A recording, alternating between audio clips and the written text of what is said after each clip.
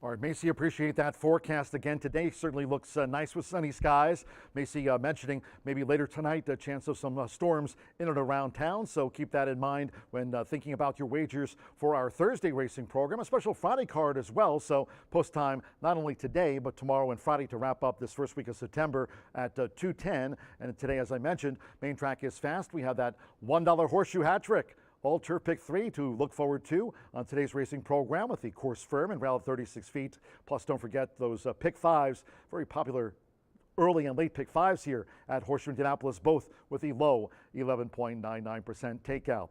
Trainers leaderboard here this year, very close between Randy Klopp vying for another training title and also right there John Herron with Gennaro Garcia.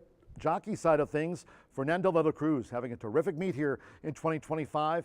Now with 71 wins here this season, leading jockey Fernando de la Cruz in front over Joe Ramos and right now Marcelino Pedroza Jr. right there for third, along with Alberto Burgos, who won the title here 1 year ago with 81 wins. And of course, Marcelino also a 3-time leading jockey here at the track. But insofar as Fernando de la Cruz goes, a couple of winners on yesterday's card. He had the riding double as we go back in time to yesterday. Let's check out the wins for Fernando de la Cruz, and the first of those coming for Randy Klopp, getting another win to his total here this year as Randy continues to hold on to that lead over John Herron and Gennaro Garcia. As I mentioned, What Now Daddy coming right down to the maiden ranks under jockey Fernando de la Cruz was vying for the early lead and certainly finished them off here nicely under Fernando. One of his 2 wins on yesterday's card. It was What Now Daddy getting the result in the 4th race yesterday here at the track. And then we fast forward to one race after that maiden victory. And talking about Annie Express, here's the gray on the outside,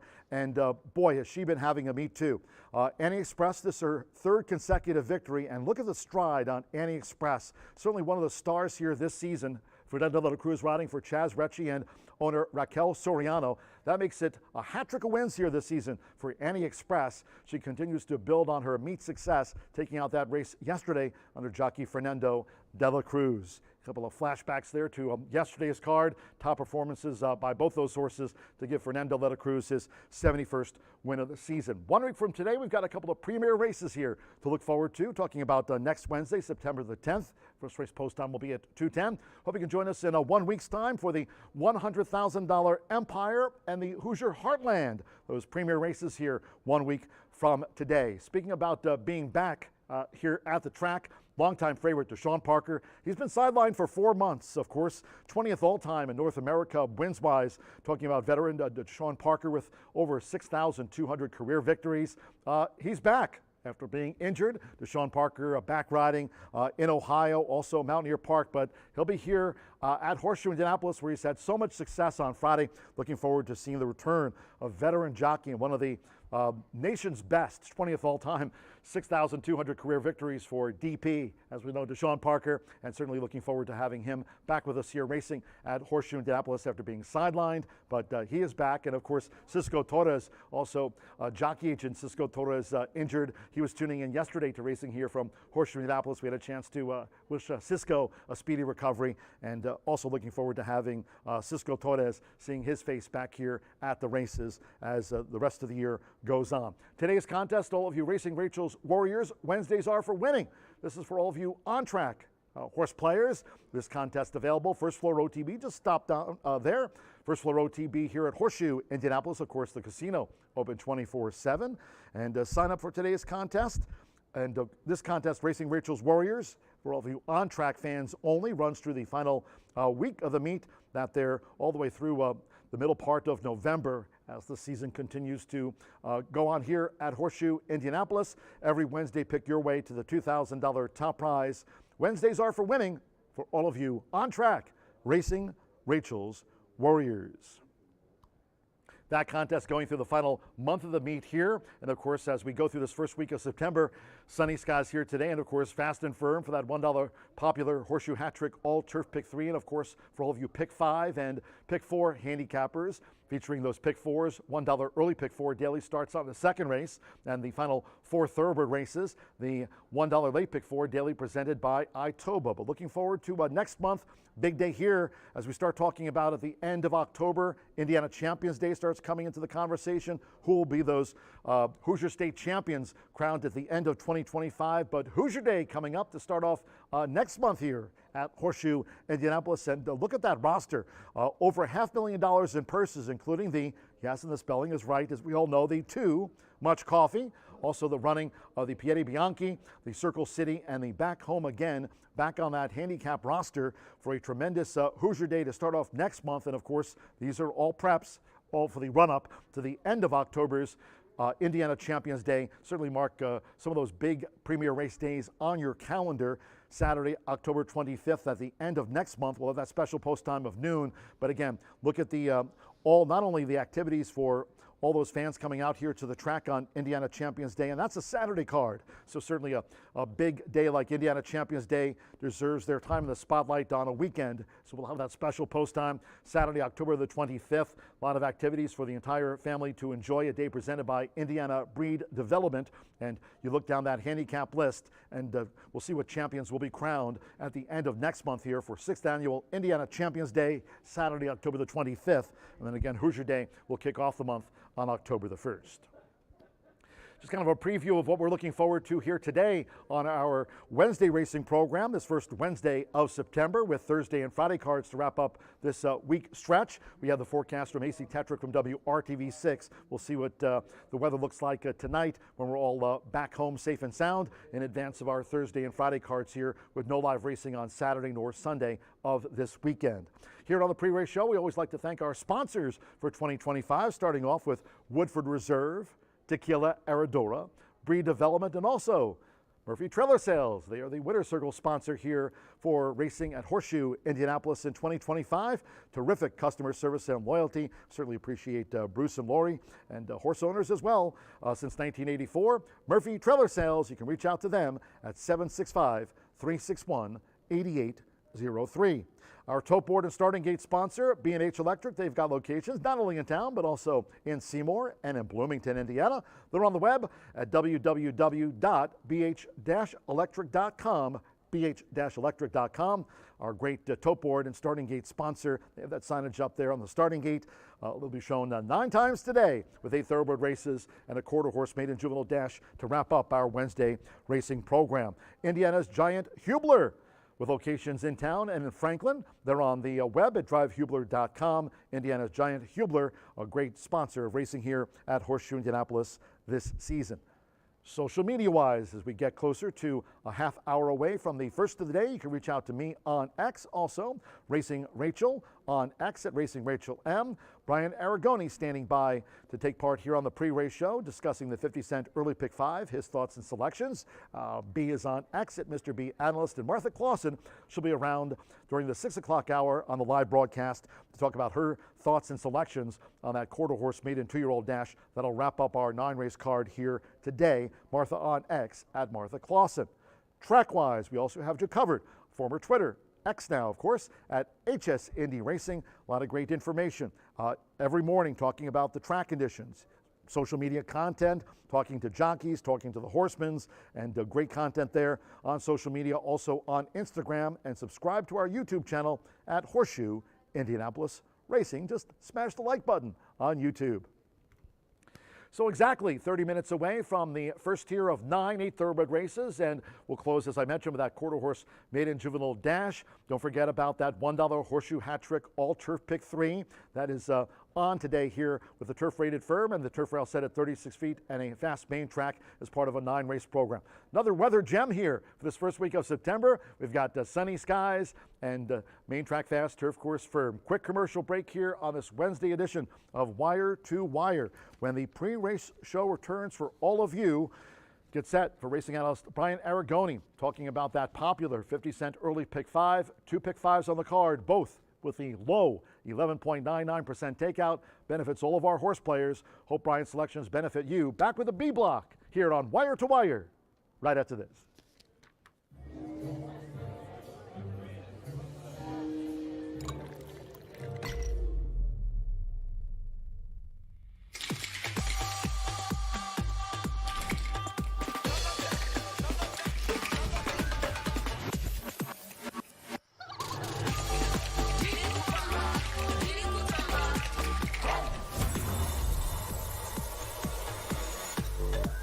Tequila Herradura. Extraordinary awaits.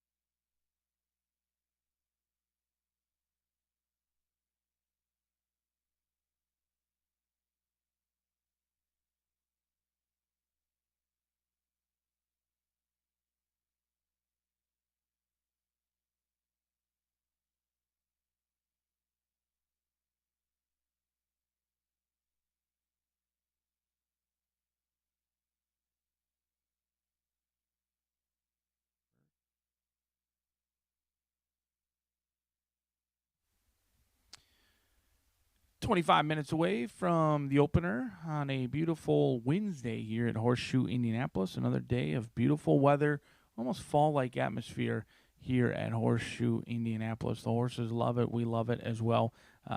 Today we'll be on that turf course in races 5, 7, and 8. Let's take a look at race number 1 as we kick off today's early pick 5, 11.99% takeout pick 5 in race number 1. 5.5 furlongs going to be the distance. I'm going to take a strong stand. I'm going to throw out your heavily backed favorite, likely 1-9 shot. We had a day of chalk yesterday. I think today is going to be significantly different. Maker and Sons, this horse might win. I admit this horse is your most likely winner. All the computers love it across the board. They think Maker and Sons is a cinch, a single for many. I don't. This is a horse who I've been fairly unimpressed with. On debut, broke well, settled off the leaders, came with a big sweeping move mid-turn, and then was repelled and had an extremely ugly finish. This horse looked like the winner midway through the turn, didn't even hit the board at 5-2. Next time out, went long on the turf, had no finish yet again. Now cuts back in distance. I question whether this horse will be able to keep up. Early has shown route speed, but not necessarily sprint speed.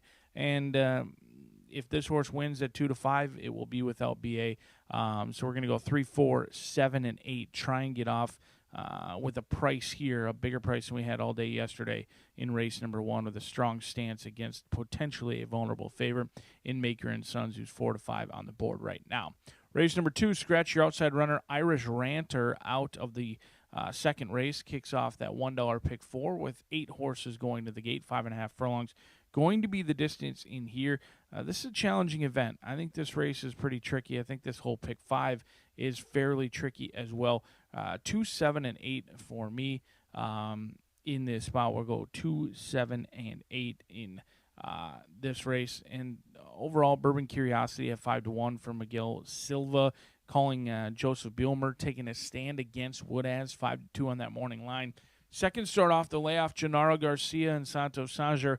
I just think Woodaz, I'm not sure he's going to get better second time out. A horse who missed a couple of races, was a vet scratch in the mornings, multiple days trying to get entered back from April 29th between August 18th and now after running protected once and running fairly poorly, comes back in for a tag today. I'll let the 5-2 Woodaz beat me into this spot. I think Jam and Justice and Ryan's Wish are going to run very well, likely well below their posted morning line odds in there.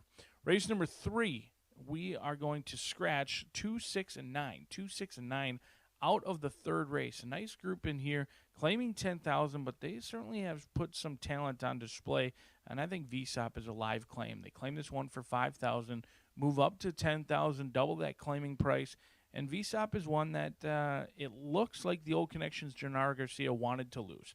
And I mean that with absolutely no disrespect, but this horse dominated for maiden 5,000, came right back for claiming 5,000 onwards at 2, dominated yet again, and then last time out stretched out to go a route of ground in the slop again for 5,000 and dominated. This horse was dangled for a carrot not once, not twice, but 3 times in a row. Joel Gonzalez took the bait, and we'll see if it's a rewarding kind or a fool's gold kind with VSOP, but I'm in today. 8-1 single for yours truly in this early pick 5. I like this horse a lot. He's shown nothing but consistency. I know he's going up in class. He's taking on a little bit higher claiming price, and winning 4 races in a row is not easy.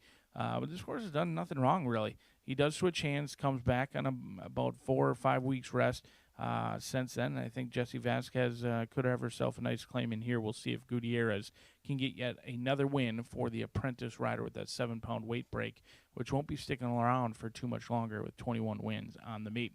Race number 4, we kick off that late fire 5. A couple of first-time starters mixed in with a few horses with experience. Scratch numbers 2 and 8, 2 and 8 out of race number 4. We're going to go 3, 4, 5, and 9 into this spot. Again, no true strong opinions. Turbo Lady could be any sort in here. First-time starter for Randy Klopp. That one is bound to take some action. Queen's Desire looks to be the horse to beat in here, but is 0 for 17. Hasn't really shown the desire to get to the wire first.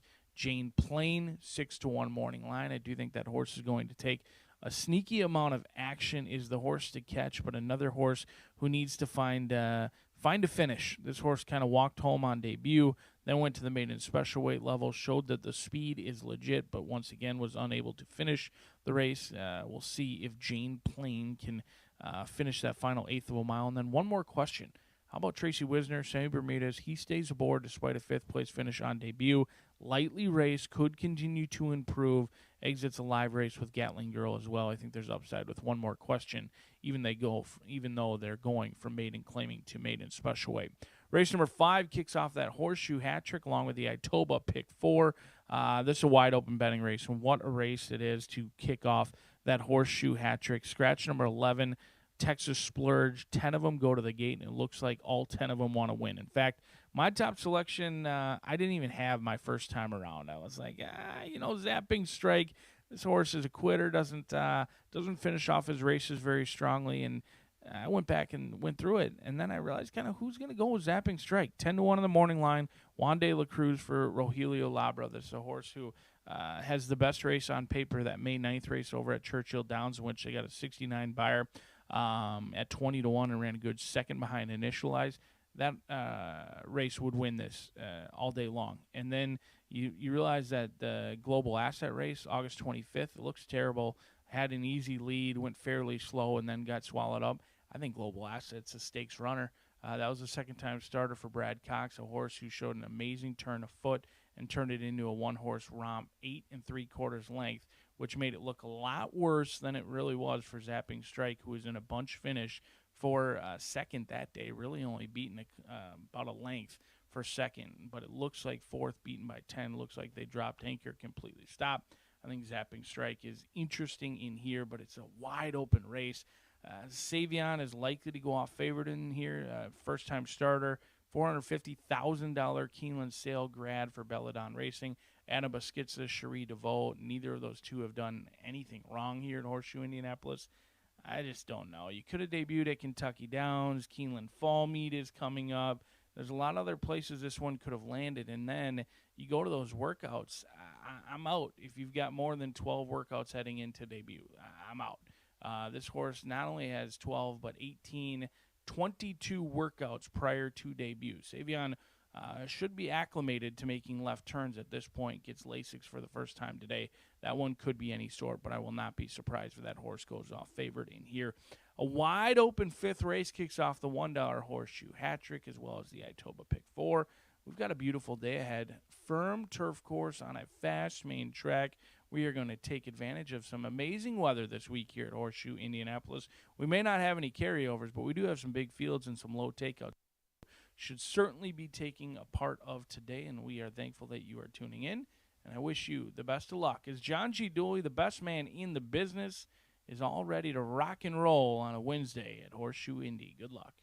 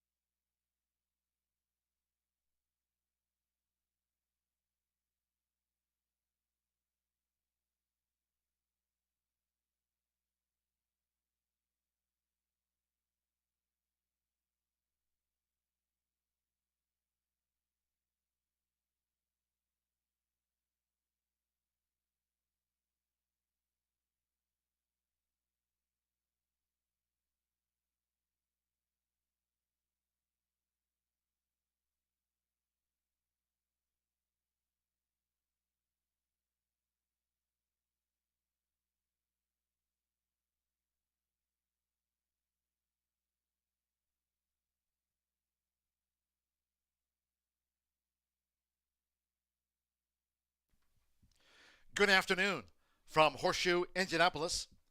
Hello now from the broadcast booth. Track announcer John G. Dooley. Great to have you with us on this sunny day. Main track fast, turf course firm. Turf rail set at 36 feet this race week. 9 races carded. If you have your programs close by, let's take a look at the changes and corrections on today's racing program. Temperature-wise in the upper 70s.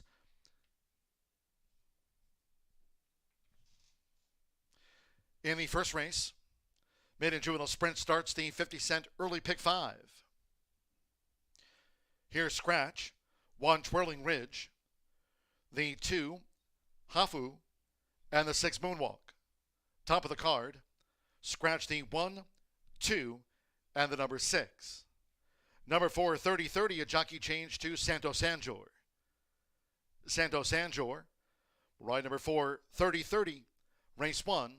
Note the scratches, the 1, 2, and the 6 are the non-runners.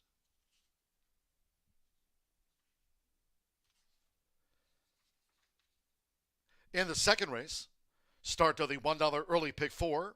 Here's the scratch, 9, the Irish Ranter. Number 9, the Irish Ranter, the lone scratch and change in race 2. Third race, another sprint on tap. Here's scratch the 2, Prince of Pennies. 6, Home Run Happy, and number 9, Kikion.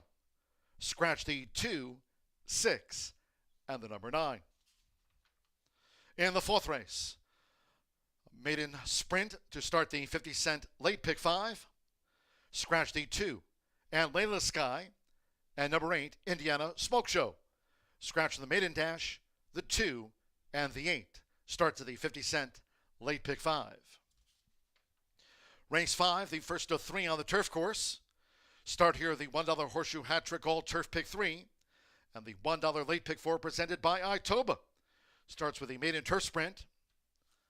Scratch number 11, Texas Splurge, was entered as a main track only, turf course firm, rail at 36 feet. Scratch the MTO, 11 Texas Splurge.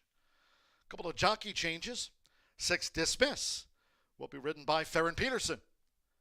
Farron Peterson on 6, Dismiss. The 8 Spadini, Sophie Doyle. Change of jockey for the 2-race maiden. Sophie Doyle rides 8, Spadini. Scratch 11. In the 6th race, scratch from the sprint. The 4 Costly Pass, 8 Knee Deep Justice, and the 13 Blue Kellen.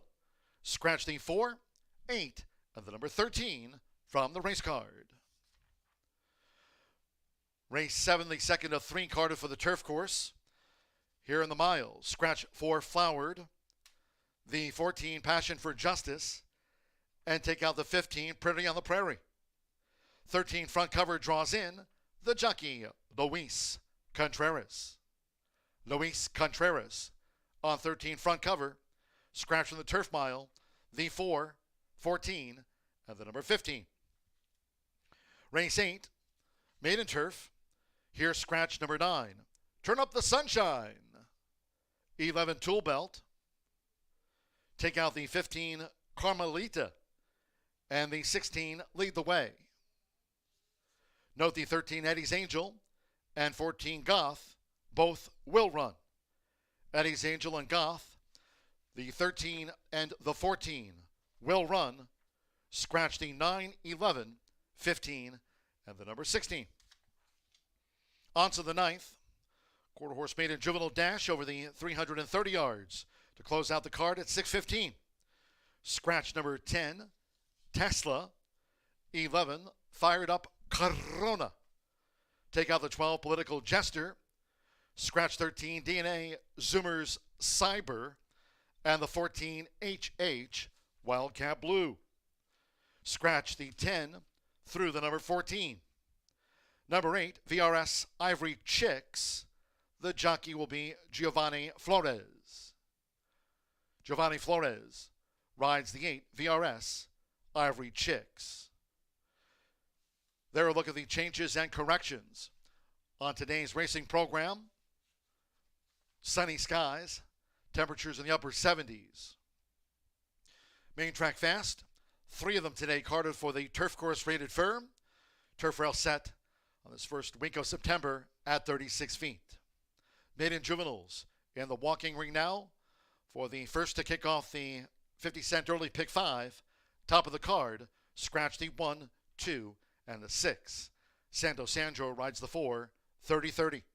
We'll have the opener due off in just 9 minutes' time. Make it a great day with us here at Horseshoe Indianapolis.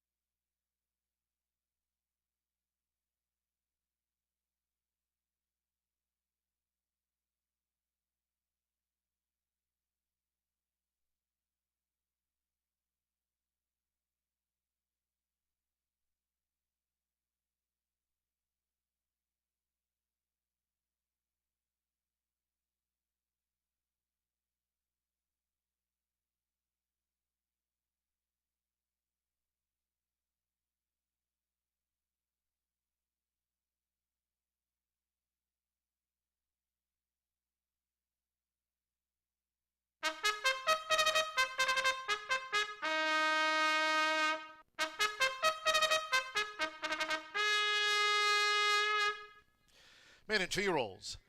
Stepping onto the track for race 1. It's the first of 9. A field of 5 at the top of the card. Scratch 1, Twirling Ridge. The 2, Hafu, and 6, Moonwalk. There's no superfecta wagering. No superfecta. Scratch 1, 2, and the number 6.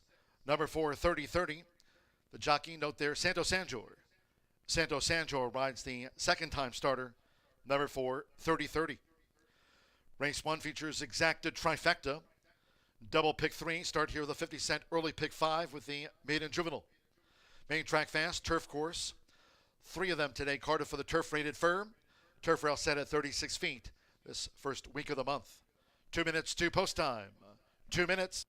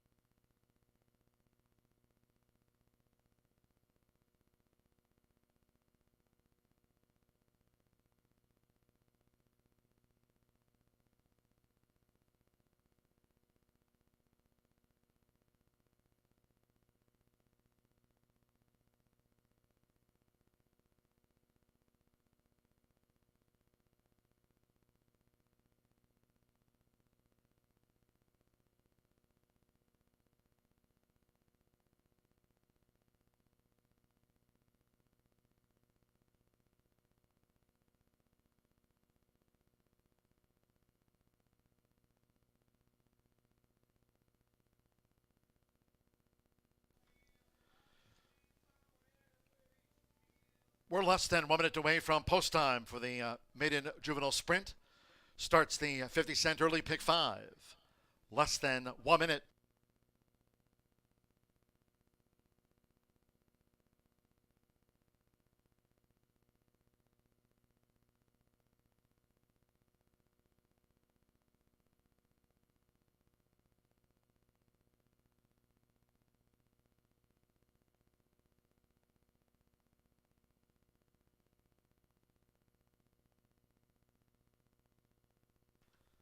The horses are approaching the starting gate.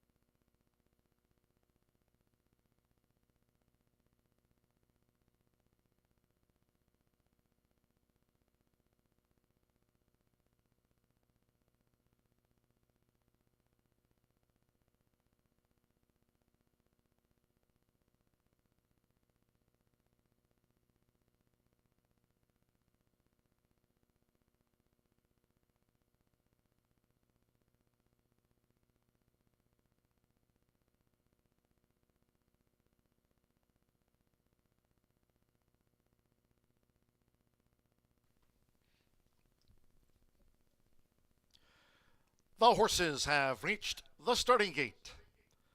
It is now post time. They're going in. Sammy Bermudez with Mogray.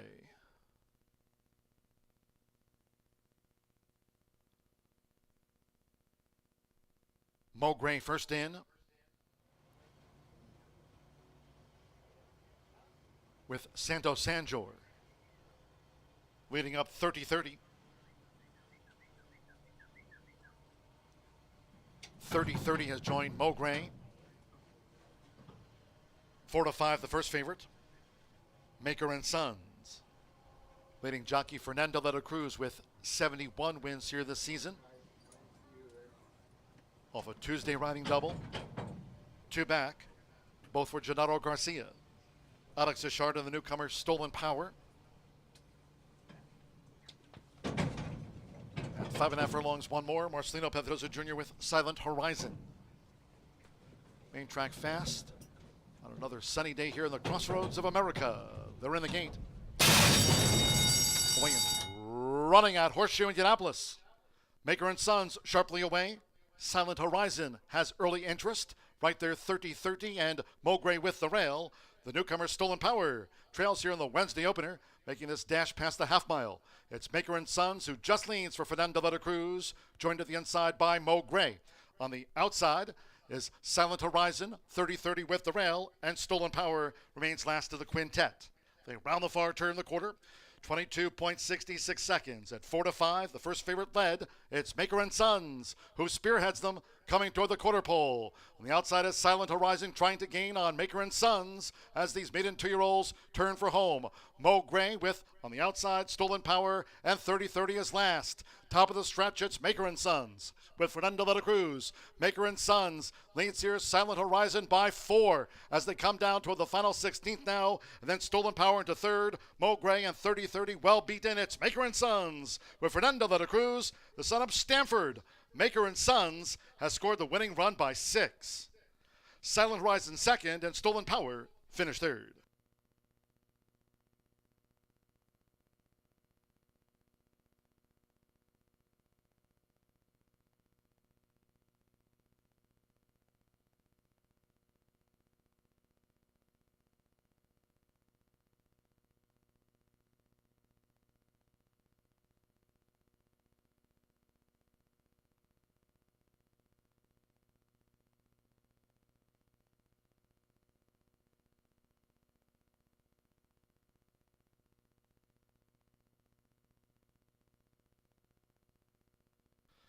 .106.50 after the maiden juvenile sprint opener. 106.50.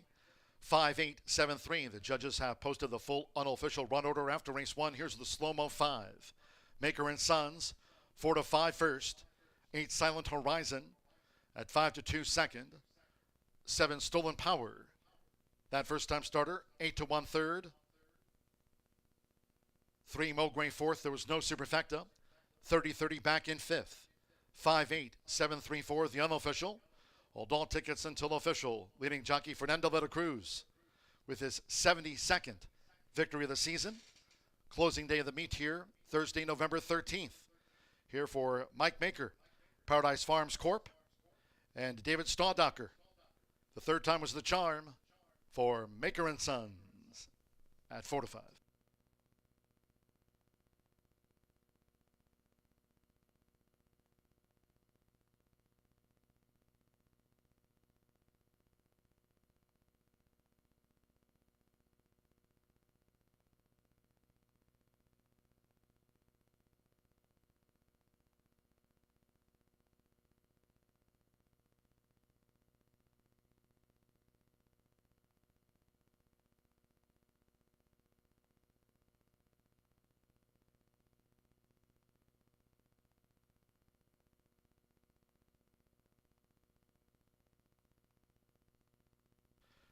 The result of the first race official.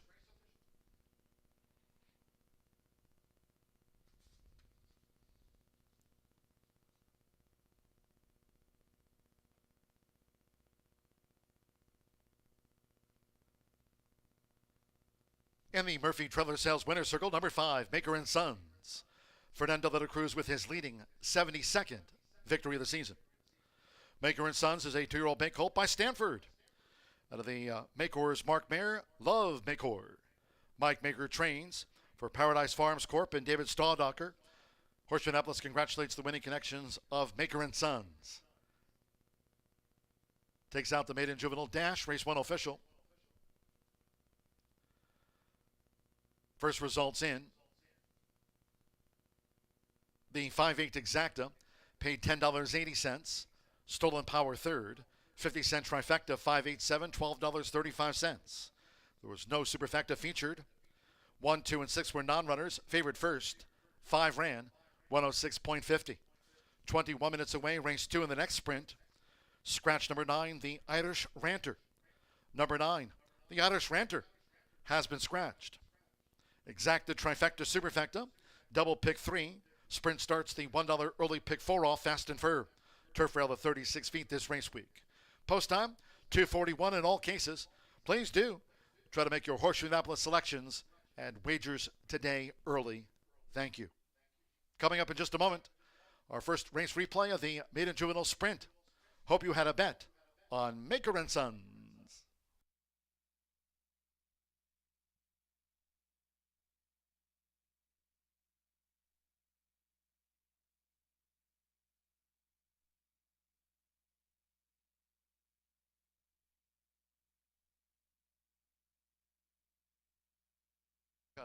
They're in the gate.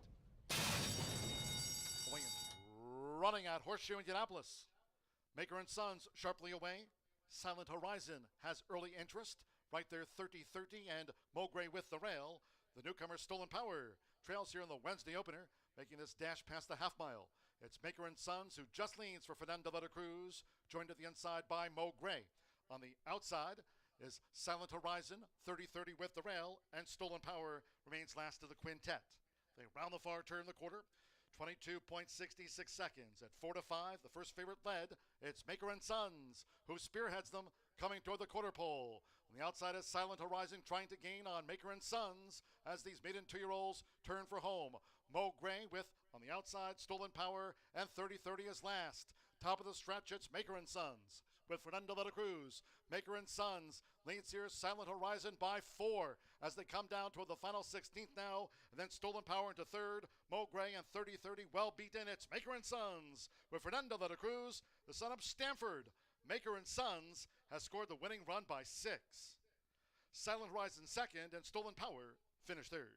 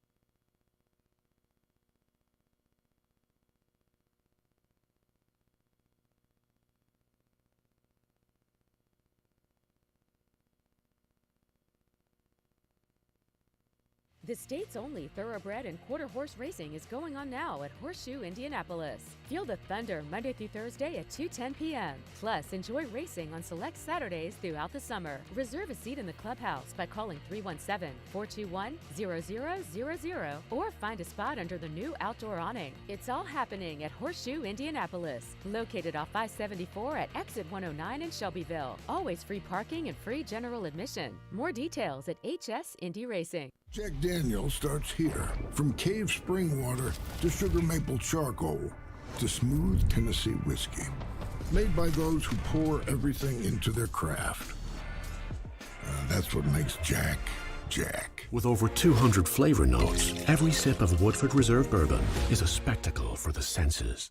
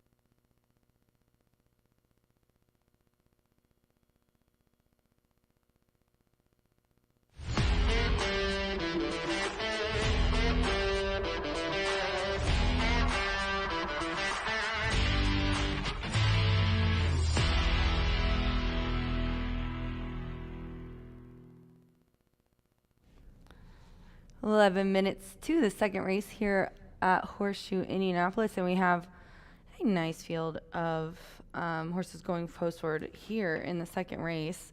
We just have a scratch of the 9 in here, so an 8-horse field, and it's a claiming for 20,000. They're going 5.5 on the fast main track. Congratulations to Fernando de la Cruz in race 1 from Mike Moneymaker, breaking the mater breaking the mater for Maker and Sons. Let's go on to the second race, where right now the 7 is the 3-1 favorite, but you see them saddling my 3, Woodaz, who I put on top here. Gennaro Garcia owns and has trained this 3-year-old gelding for his last few starts anyway. They switched barns here at the beginning of the meet. Debuted on a second place finish and then went on to break the maiden on the slop at 5.5, the distance of today. I kind of put maybe this horse needed one last out, because they went right into those entry-level allowances, which are pretty tough. Even the state bred ones. So maybe needed that one. Kind of a learning experience, probably first time with winners. We're back in with winners, but they're dropping this guy down to 20. He's got early speed, and if you look, those two best efforts, the second and the win, were both at today's distance of 5.5. Then I'm going to go to the outside to the 8. Oh, look, now that I've talked about the 3, it's the favorite. Beautiful bay. I just love Jammin' Justice. I think he's so good looking. He's a 3-year-old gelded son. This one also, my top pick was bred by the Bayers. Jammin' Justice, it was bred by, obviously, Greg Justice, one of our top breeders. Russell McGovern owns, Shannon McGovern trains, and Rodney. So this is a family affair here on this one. Claiming for 15. Non-2 last out was 3rd. Look at this guy. I mean, he's been so close. I bet Shannon's like, you know what? I'm switching it up. I'm getting him out of that same group. But then Illegal Contact, who's the 4, ends up following her into this race. So, but Dawi's not in here. Costly Pass isn't in here. Hawkeye is not in here, which is a tough horse. So I'm sure Shannon just found a nice spot to kind of switch him up, put him with some different horses. He also has early running style, so I'm kind of interested to see whether the 3 or the 8 get the lead. The inside VSOP also has some speed. The inside horse. I was flipped pages. My bad, you guys. The 2, Bourbon Curiosity, towards the inside, has won in gate to wire, so has shown a little bit of speed in the past, but I think it's going to be between those 2 and maybe the 7, Ryan's Wish, which is probably why everyone's on that one as well, because he also has some nice early speed. The 5, though, is who I decided to round out my trifecta with, because I was trying to find us a little bit of value, and I thought this horse had a good shot. 8-1 right now on the tote board. You're fired. I wish John was in here so he could do his Trump impression. He's so good at that. But Rogelio Labra trains this one and owns this 5-year-old gelding. Alberto Burgess is the jockey. This one bred by Christine Cagle, coming off of a 2nd place finish, but we're switching barns here. So all of that was with Silva, now we're with Labra. But man, this guy has just really been consistent. They had him in main special weights and he was 2nd, finally won. You can just draw a line through first time with winners. That's tough for them, but that last effort in November was a good one. A very nice win by almost 5 against a very similar group here. And then he tried to go that first time with winners, did not like it. And that was at today's distance to 5.5. He broke the main at 5.5. We're back at 5.5 today.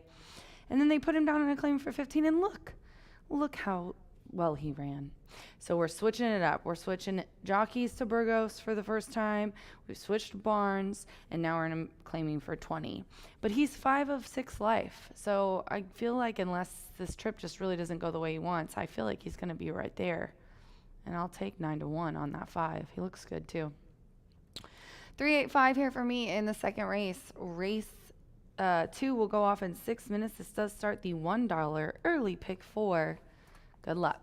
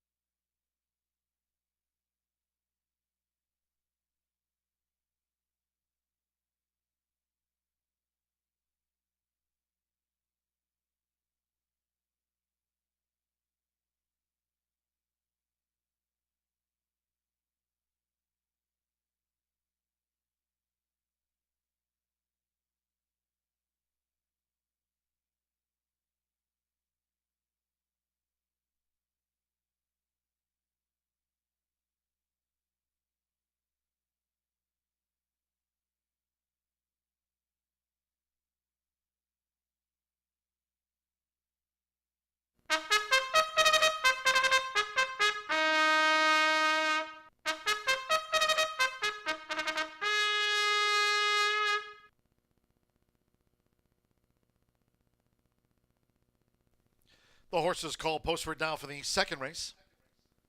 This state-bred sprint at 5.5 furlongs, a field of 8. Number 9, the Irish Ranter, has been scratched. Scratch number 9, the Irish Ranter.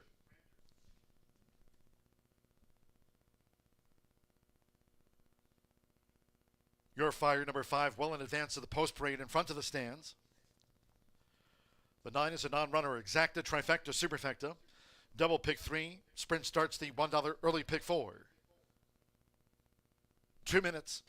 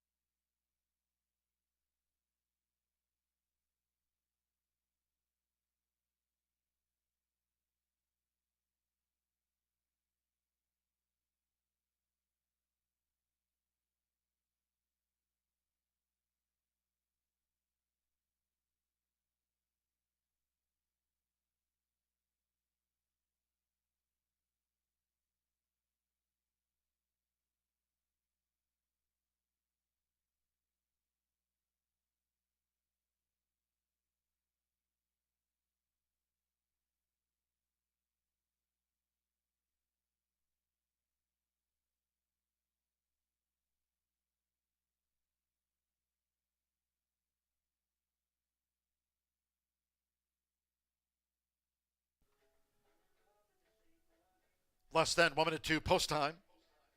Start to the $1 early pick 4 here with a state-bred sprint. Fast and firm. Less than a minute.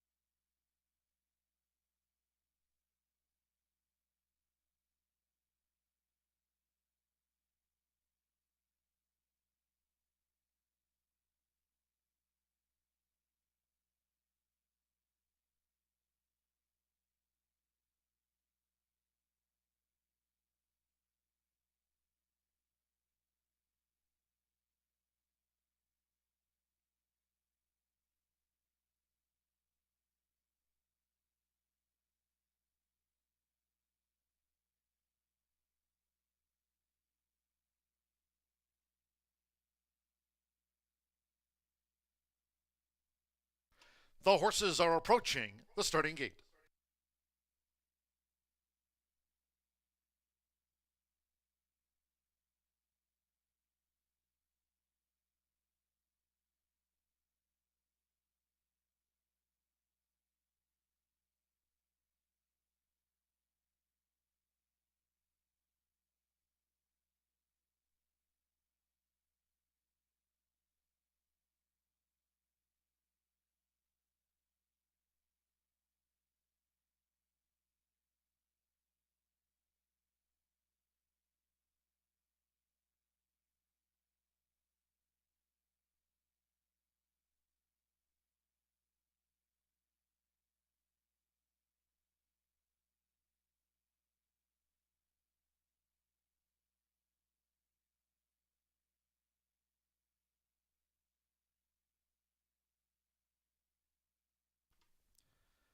You're fired. First to arrive at the starting gate.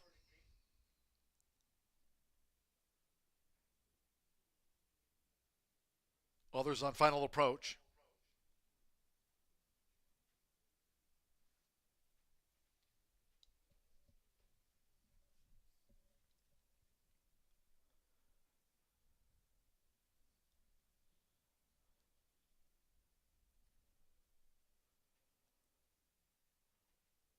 Loading in front of starter Ray Kuick. You're fired. First in. Alberto Burgos to climb back on board. You're fired. Installed first. Jose Gutierrez with our guy Max has joined. You're fired. Now playing the angles. Joe Ramos with 56 wins here this season. Joseph Bimmer with Bourbon Curiosity.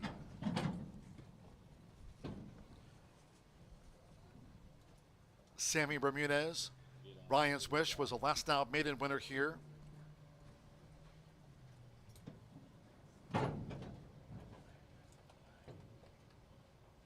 Sando Sanjor up on Budaz. You're fired.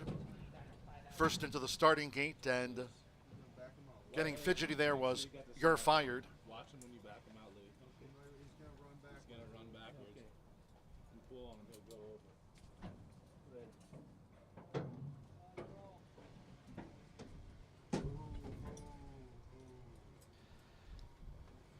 They've backed You're Fired out to the starting gate under a veterinarian review.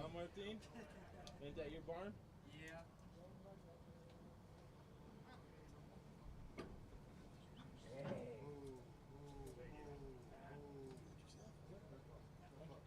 You're Fired okayed by the track veterinarian to reload and run.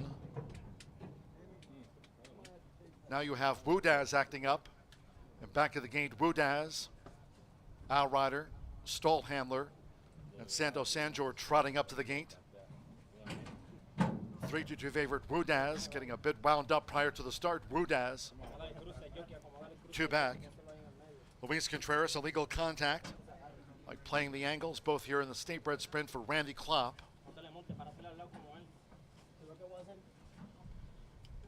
Budaz, 3-2 favorite. 5-2 Bourbon Curiosity. 9-2 Ryan's Wish. One more, Rodney Prescott with Jam and Justice. Seconds of the day from Horseshoe Indianapolis. They're in the gate. And they're off. You're Fired broke sharp. Gem and Justice. Here's Budaz in the red helmet. And right there, Bourbon Curiosity going for an early attack. It's Budaz. With Santos Sanjor, Budaz leads. Bourbon Curiosity in tight quarters as Ryan's Wish comes up on the outside in company with Gem and Justice. They're well grouped. Illegal contacts running in fifth and a maroon cap. Then on the outside, You're Fired as they enter the far turn. Playing the angle second to last and beaten for pace, our guy Max Trails. The quarter blown past. 21.84 seconds. Hot pace on.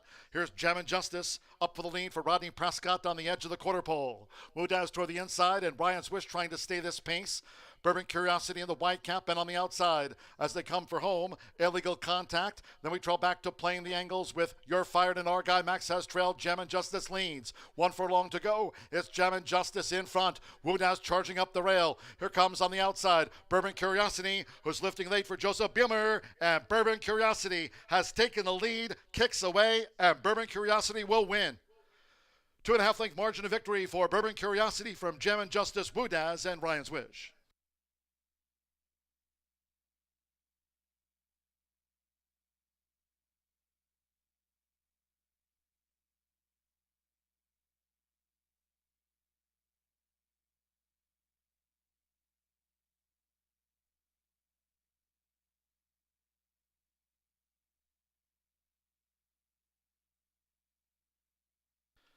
.105.33 after the state bred sprint.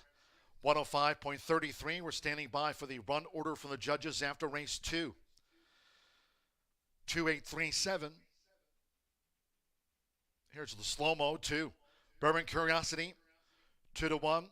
Co-favorite first over 8 Gem and Justice. 9-2 on the runner-up. 3 Woodaz. The red helmet, 2-1 third, and 7 Brian's Wish. 9-2 fourth. Playing the angles, illegal contact.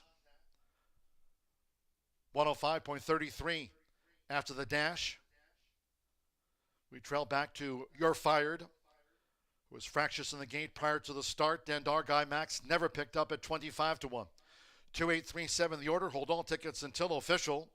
Joseph Bimmer for Miguel Silva. Hidden Creek Farms, son of Tom's D'Etat. Bourbon Curiosity at 2-1.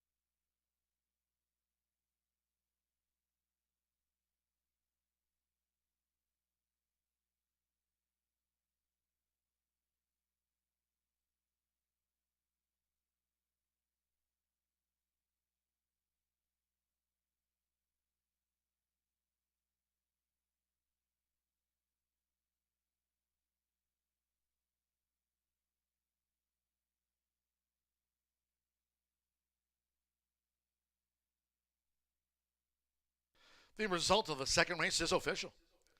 The winning groom leading into the Murphy Trailer Sales winner's circle, number 2, Bourbon Curiosity with Joseph Bimmer. Bourbon Curiosity is a 3-year-old. Dark Bear Brown gelding by Tom's D'Etat. Out of the exchange rate mare, Tashiara Miguel Silva trains for Scott K. Pierce's Hidden Creek Farm. The winner was bred here in the Hoosier State by owner Scott Pierce. Horseshoe Indianapolis congratulates the winning connections of Bourbon Curiosity. 2-8 exact at $26.80, 50-cent trifecta, $44.60. 5 and 2 the opening double, combining Maker and Sons with Bourbon Curiosity. $21.20, Ryan's Wish fourth, 10-cent superfecta, 2837, return $31.23. In the sprint, the 9 was a non-runner. Bourbon Curiosity, a co-2-1 favorite first. 8 ran 105.33 after the running of race 2. 19 minutes away from the third. Next sprint, scratch 2 Prince of Pennies, 6 Home Run Happy, and take out the 9 Kikion. Scratch the 2, 6, and 9. Third race sprint with exacta trifecta superfecta. Start of another rolling double in pick 3. Post time 3:12.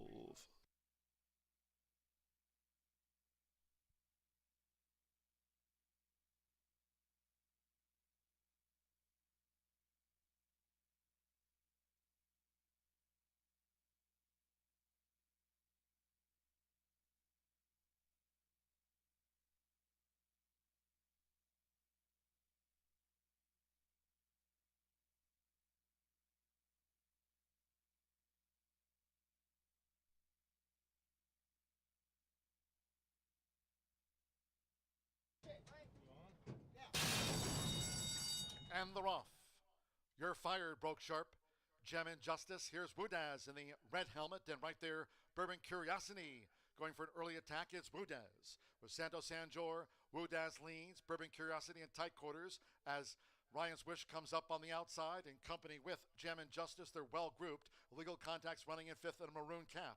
Then on the outside, You're Fired as they enter the far turn. Playing the angle second to last and beaten for pace, Argyle Max Trails. The quarter blown past. 21.84 seconds. Hot pace on. Here's Gem Injustice up for the lead for Rodney Prescott on the edge of the quarter pole. Wudaz toward the inside and Ryan's Wish trying to stay this pace. Bourbon Curiosity in the white cap and on the outside as they come for home. Illegal Contact. Then we trail back to playing the angles with You're Fired and Argyle Max has trailed. Gem Injustice leads. 1 furlong to go. It's Gem Injustice in front. Wudaz charging up the rail. Here comes on the outside Bourbon Curiosity, who's lifting late for Joseph Bimmer. And Bourbon Curiosity has taken the lead, kicks away, and Bourbon Curiosity will win. 2.5 length margin of victory for Bourbon Curiosity from Gem Injustice, Wudaz, and Ryan.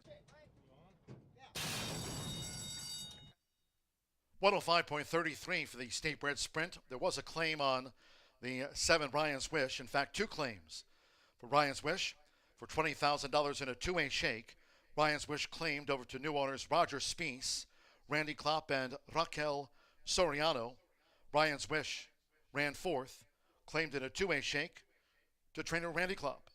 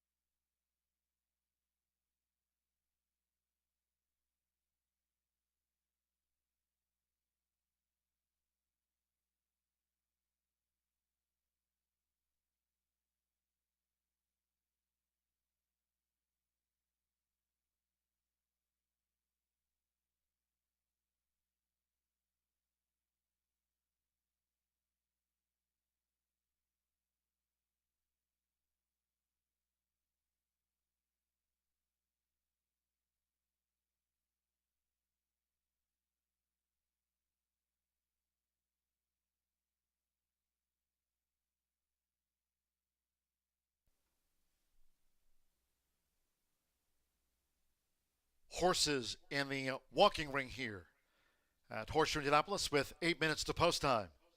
For the third race over the 6 furlongs, a $10,000 condition sprint for 3-year-olds and up, which have not won 2 races this year, which have never won 4 races. This field of 6 with 26 wins between them. Scratch 2, Prince of Pennies, 6, Home Run Happy, and 9, Kikion. Fast Track under sunny skies. Really beautiful day here for the third of 9. We're fast and firm. Scratch the 2, 6, and 9. There a look at the selections from Racing Rachel and Brian Aragoni. Both like the 1 VSOP and the 4 Unpredictable Bay, but with different on-top picks. Racing Rachel with Unpredictable Bay. Santos Sanjo riding for Gennaro Garcia with 32 wins here this season. Randy Klopp tops the trainer leaderboard with 38 victories for the meet. Rachel with the 4-1-3 selections. Tip sheets for Racing Rachel and Brian Aragoni available for fans here. On track at the first floor OTB 4-1-3. Rachel's top 3, while Brian Aragoni has VSOP picked on top. Jose Gutierrez, one of the leading apprentice jockeys here this season, vying for the Juan Saez Leading Apprentice Award, awarded annually here in memorial for Juan Saez. Claims the 7 pounds. The apprentice here for Jesse Vasquez. VSOP, a son of Viso Rosso, is a 3-time winner. Brian with the top pick here of VSOP, 148 for Brian. The daily racing form also available here at the first floor OTB. Don't forget today's contest. Wednesdays are for winning for all of you Racing Rachel's Warriors on track here at Horseshoe Indianapolis. Third race coming up in just 6 minutes. Starts off another rolling double and pick 3. And again, for all on track, that reminder, today's Wednesday contest, Racing Rachel's Warriors through the final week of the season.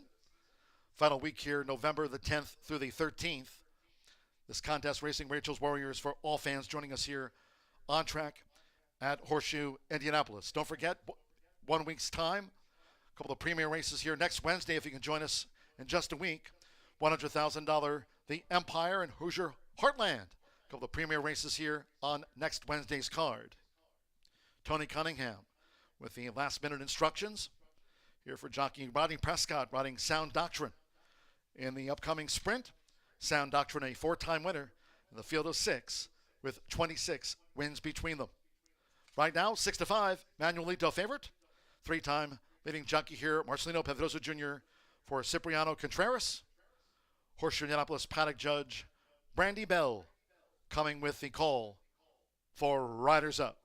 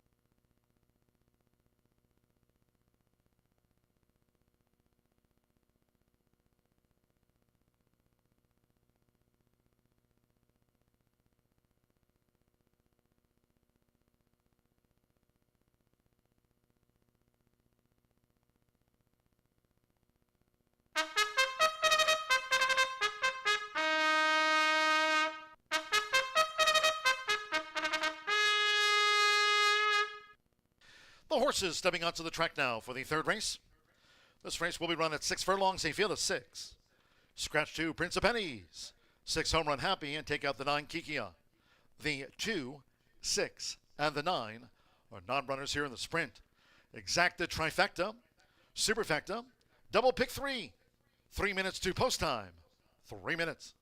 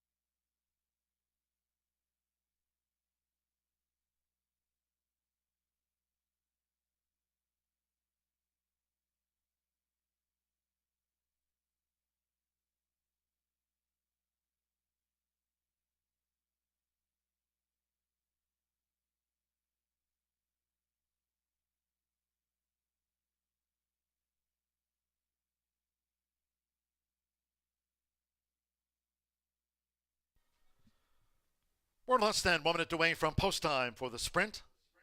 Less than 1 minute.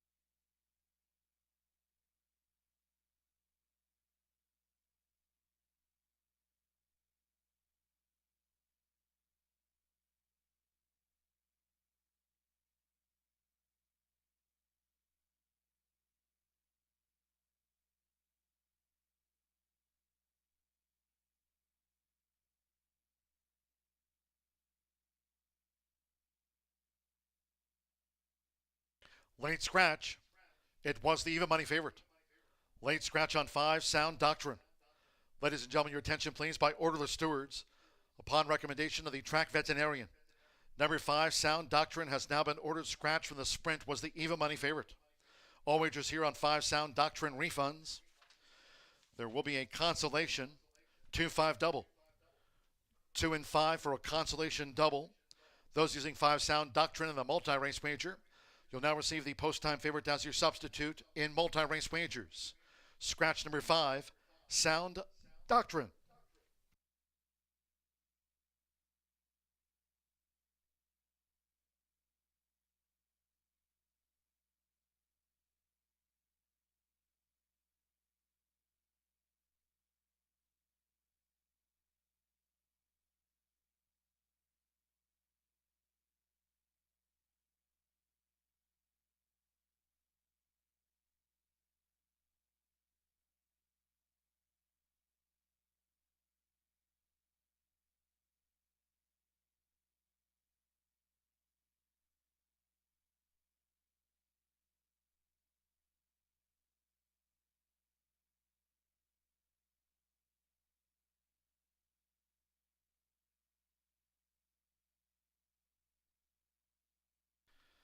The horses are approaching the starting gate.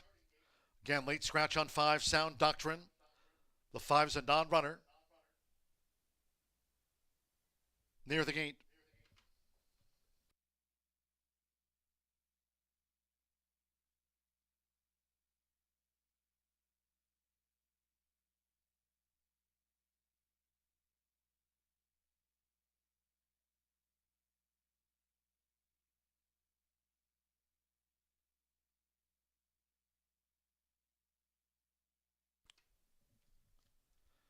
The horses have reached the starting gate.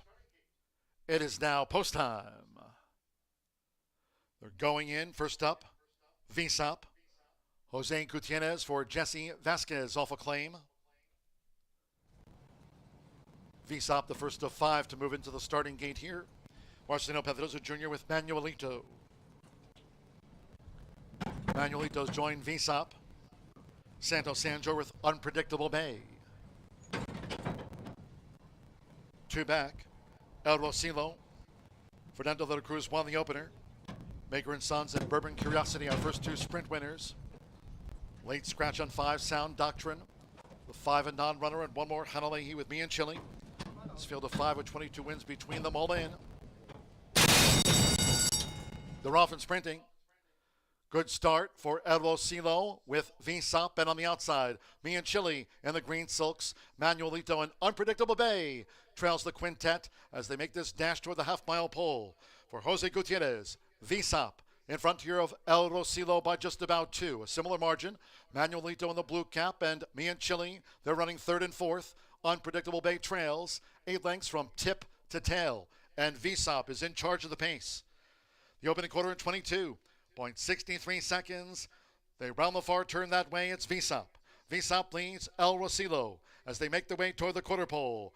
Manuelito 3rd against the rail. Me and Chili trying to gain on the outside. Visop as they turn for home. And Unpredictable Bay is last of the 5. It's Visop. Top of the lane. Visop, half mile, just over 46 seconds. Visop joined toward the inside by Manuelito for a bid. Visop just clings on. Manuelito and Me and Chili charging hard on the outside. El Rosilo and Unpredictable Bay has trailed well inside the final 16th. It is Me and Chili outside of Visop. Visop, and on the outside, Me and Chili for Hanalehi. Me and Chili to get and beat Visop. Manuelito was 3rd. El Rosilo and Unpredictable Bay.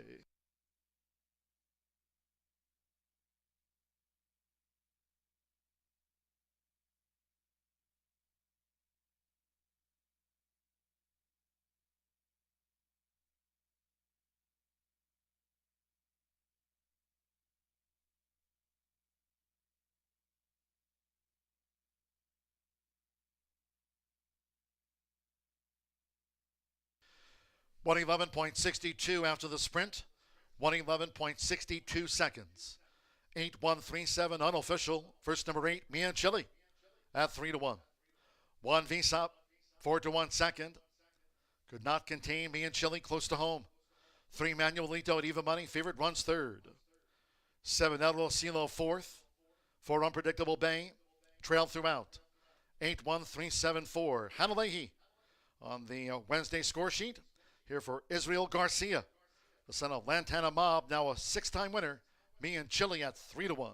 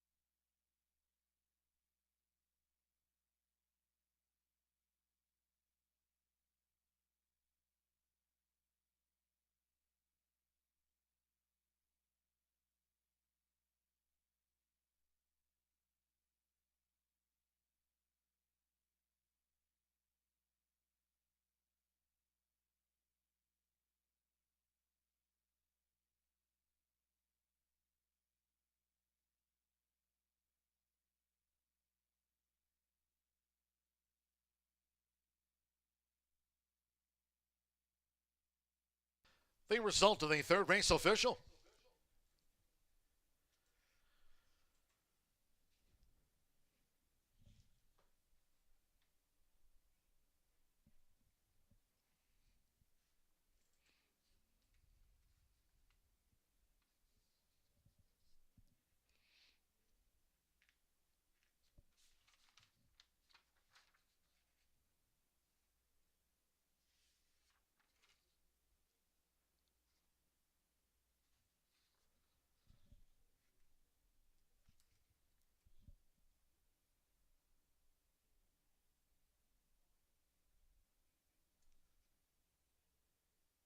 Leading into the Murphy Trailer Sales Winner's Circle, number 8, Me and Chile with Hanalehi. Me and Chile, 6-year-old bank gelding by Lantana Mob. And of the Henny Hughes mare, Coronado Crown, owned and trained by Israel J. Garcia. The now 6-time winner over the $200,000 career earnings mark. Hanalehi liked it. Horseshoe Indianapolis congratulates the winning connections of Me and Chile.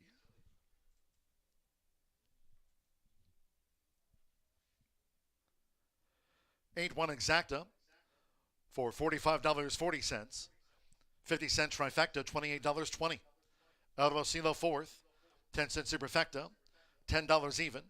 First pick 3 on the card, $30.10. The 2-8 double, $34, and the 2-5 consolation double. Sound Doctrine, the 5 was a late scratch. That's a consolation double, 2-5, $5 even. 5 faced the starter, 111.62 after the running of race 3. Race 4 next. Maiden Sprint, scratch 2. And Layla's Sky and the 8 Indiana Smoke Show. Scratch the 2 and 8 from the maiden.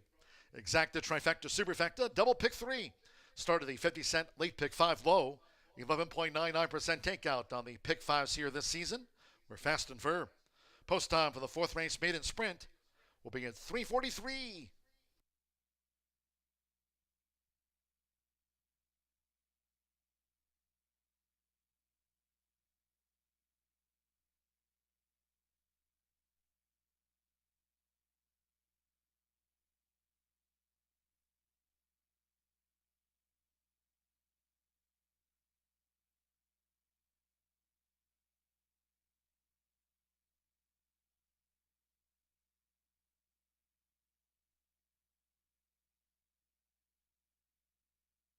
Two wins between them all in. They're off and sprinting. Good start for El Rosilo with VSOP, and on the outside, Me and Chile and the Green Silks. Manuelito and Unpredictable Bay trails the quintet as they make this dash toward the half-mile pole. For Jose Gutierrez, VSOP in front here of El Rosilo by just about 2. A similar margin. Manuelito in the blue cap and Me and Chile, they're running 3rd and 4th. Unpredictable Bay trails 8 lengths from tip to tail, and VSOP is in charge of the pace. The opening quarter in 22.63 seconds.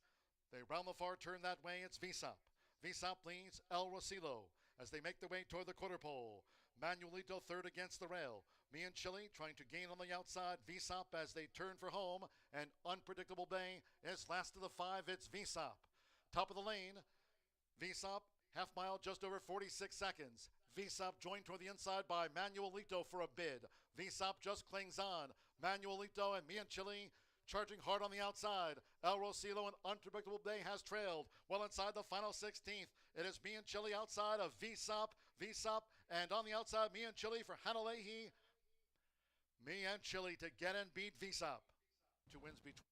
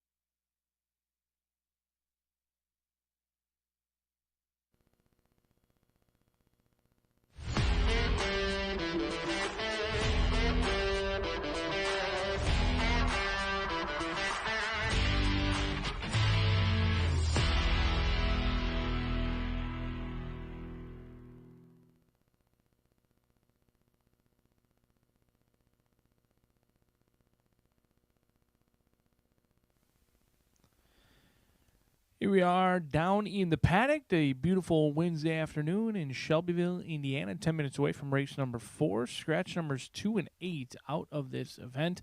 They will wait for another day to go to the starting gate. The 2 and the 8 are out of the upcoming 4th race. Kicks off today's Late Fire 5, 11.99% takeout each and every day here at Horseshoe Indianapolis. And that early pick 5 already projected to pay higher than our Late Fire 5 did yesterday. I think this Late Fire 5 sequence is challenging. It does have a couple of favorites on the back end that are potentially beatable, or maybe some horses that you'd like to single.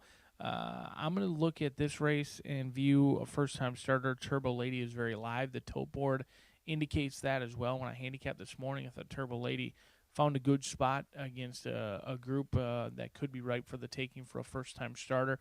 Always have to question 3-year-old filly debuting this late in the season. Not ideal, but it does mean that the connections have been patient, waiting for the starting block for Turbo Lady, who's by Turbo Compressor, out of Joyous Lady. And Joyous Lady, now that was a stone-cold runner on the track. She had 9 victories in her name. She had 3 victories in 2017, 3 victories in 2016.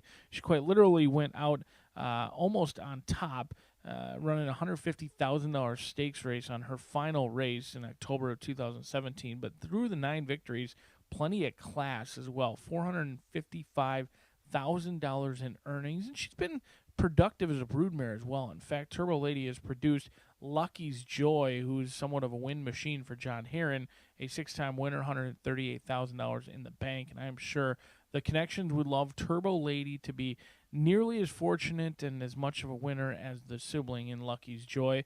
First-time starter, looks well down here in the walking ring. Kind of a smallish filly. I'm sure she's still got some growing to do in this spot, but she's been putting up some bullets in the morning. In fact, she got 2 bullets on the tab. She got a nice 5-furlong workout from the gate. We'll see how Turbo Lady can handle her debut today, but I'm banking that she's a runner. The breeding suggests it. Down here in the walking ring looks no worse for the wear. Not the biggest filly in the world by any means, but 4 to 5 on the board. The money has flown in. She must be showing something in the morning for this early money to come in. But a horse with experience, and plenty of experience, is Queen's Desire. This horse has an experience edge over all of this field. In fact, most of the field combined. 0 for 17. Career maiden status has been reached for this 4-year-old gray filly. However, her numbers certainly fit. I mean, if Turbo Lady doesn't run, Queen's Desire has the best races on the page. Not only the best race, but probably the first, second, and third best races on the page. But 0 for 17 is hard to overcome. 5 to 1 on the board. An overlay at this point. Miss Hannah Leahy looking for a riding double. She won her 3rd race, looking to go back-to-back. This one with Israel Garcia. Has been tactical in the past, likes to be forwardly placed, but not necessarily quick enough to ever be on the lead. We'll see if that changes today. My guess is Hannah Leahy going to let her settle, relax, and try and make one run with this gray. 6 to 1, double the morning line price of 3 to 1 at this point. But I like how lightly raced this 3-year-old filly. One more question on the outside is this horse breaking from post position number 9 has a couple of scratches inside of her, so not too wide. I like that she's favorably drawn to the outside, and she showed speed on debut. She kind of missed the break, just hesitated a little bit, and then kind of rushed up and had absolutely no finish at all. She didn't get bet. She went off at 24 to 1. Gatling Girl was well meant that day, but this 3-year-old filly by Santiva, she's on the toes, she's on the muscle, she's turned out great today. Sammy Bermudez, despite a 5th place finish last time out, he's going to keep the mount in here. Second start off the layoff. I love when a trainer owns as well. Tracy Wisner, both the owner and the trainer of this Santiva filly, out of Perfect Question, who Perfect Question was okay on the racetrack, banked almost $100,000, pretty good, and now 1 for 11 as a broodmare. We'll see if One More Question can do what Perfect Hour did over at Mountaineer, getting the win. One More Question, lightly raced, second start of the career, and certainly turned out very nice down here in the walking ring. 10 to 1 on the board. But let's take a look at today's Late Fire 5 ticket, assembled by yours truly. 11.99% takeout, but if you're like me, that takeout's 100% if you don't hit it. So the takeout only matters if you win. Hopefully we can do just that today. 3, 4, 5, and 9. A lot of the horses we talked about in the 4th race, including the 5 as well. got 3 turf races. We're on the turf in races 5, 7, and 8. We're going to spread out in race 5. That's one of the more competitive betting opportunities of the day. Maidens going 5 furlongs. Race number 7, our single could be any sort in here, but the single was flattered. Spooky Ridge, a 3-year-old filly who she doesn't love to win. Going to be honest, I'm singling her 8-5, but I was really impressed with Annie Express, the horse who beat her last time. Spooky Ridge made that Annie Express effort in August 21st just look okay, because Spooky Ridge gave her everything she wanted. Annie Express had to dig down deep to nail Spooky Ridge on the wire. I didn't know how strong the race would be. However, Annie Express came back yesterday to completely dominate, winning their 3rd turf race in a row. Has banked over $80,000 in the last 3 turf races since being claimed for $5,000, and I moved up Spooky Ridge in a huge way simply because Spooky Ridge was just a photo finish away from beating Annie Express, who just dominated a group similar to this one yesterday. I think Spooky Ridge finally gets that elusive second victory today. They've been waiting since October 7th of 2024 for that second victory, and I'm sure and hopeful it comes today for Spooky Hollow Racing. We'll see if Spooky Ridge can push past late, something she hasn't done very often, but she looks to do so today in her 10th start. Then in the 8th race, we'll be back on that turf course yet again, just going 1-7. Fascinator, Alberto Burgos, along with number 7, Divvy. Joe Ramos, Bill Collins with PTK LLC. 3-year-old filly by Hard Spun, second start after shipping in from earlier this year at Indiana. 4th place finish behind Frosted Kisses. We'll see if Divvy can improve his second start of the career. A wide open couple of 5 races here. Got some horses misbehaving in the paddock. A lot of first-time starters, a lot of angst, but all of them looking for their first career victory in here. 7 of them will go to the gate. 1 will return a maiden no more. Get in that pick 5 right now because you can't win it if you're not in it, so good luck.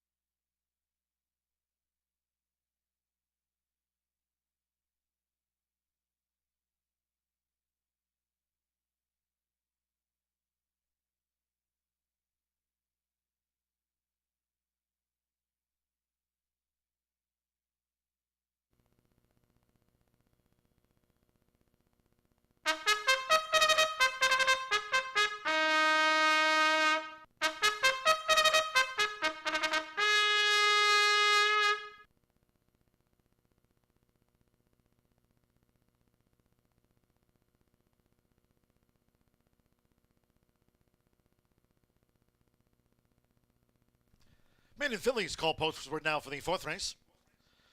This dash over the 5.5 furlongs, a field of 7. Scratch the 2 and Layla's Sky and 8 Indiana Smoke Show. Scratch the 2 and the 8 from the race card.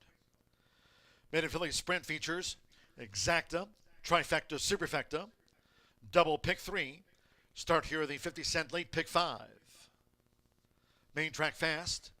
Turf course rated firm. Rail of 36 feet this race week. Fast and firm.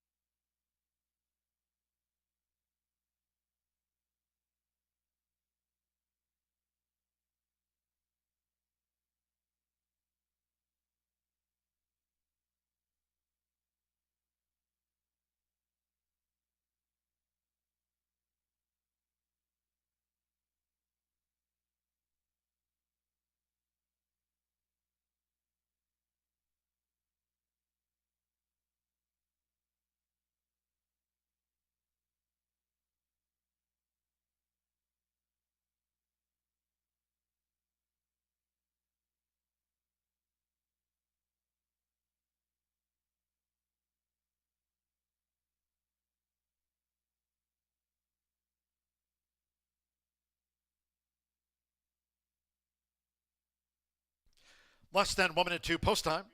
The horses are approaching the starting gate. First leg of the 50-cent late pick 5. Less than a minute.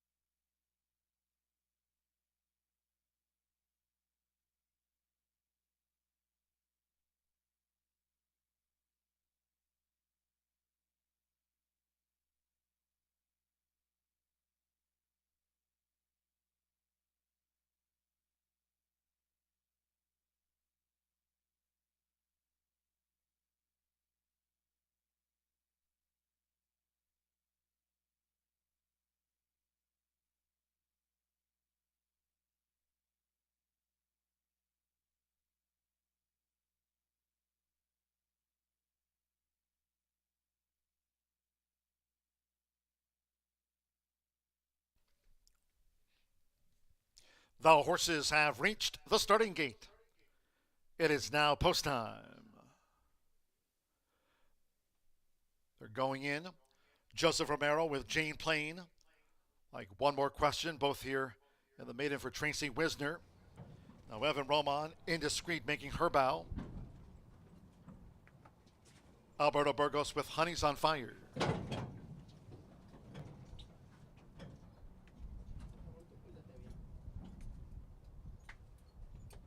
Indiscreet's gone all in.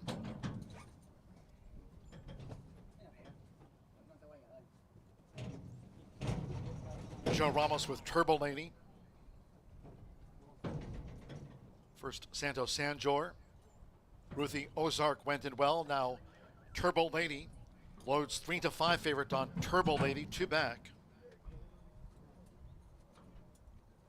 Right now, 4-1. Queen's Desire will be a double for Hannah Leahy with Israel Garcia. After me and Chili's win, there's Queen's Desire. Turbo Lady holding 3-5 favorite. 4-1 Queen's Desire. Indiscreet and Jane Plain both at 7s. 9-1 Ruthie Ozark. At 5.5 furlongs, this starts the 50-cent late pick 5. Sunny skies here. Fast and firm, and one more. Samuel Bermudez, one more question. She was 5th here to Gatling Girl on August debut. All in line.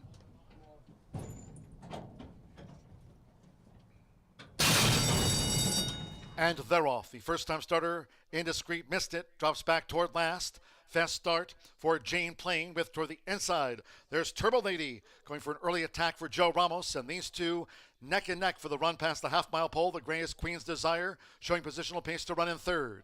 On the outside, Honey's on Fire, joined by Indiscreet, Ruthie Ozark, and wide. One more question trails the maiden filly sprint. They have just over 3 furlongs to go. It's Jane Plain, the leader. Jane Plain takes them to a quarter in 22.96 seconds around the far turn. Jane Plain leads Queen's Desire by 3. Turbo Lady toward the inside is 3rd and under pressure as they come past the quarter pole. Indiscreet with Honey's on Fire wide. One more question, and the Black Cap and Ruthie Ozark. Top of the lane, Jane Plain. Jane Plain leads coming down to the final furlong with a 4-length buffer zone on Queen's Desire down the center of the track. Turbo Lady's running in 3rd and is running in place as they come past the 16th. Jane Plain narrowly. Here's Queen's Desire coming with its late charge for Hannah Leahy. Queen's Desire in her 18th run, home in front by 3. Track Jane Plain down. Turbo Lady 3rd, and then Honey's on Fire and Ruthie Ozark.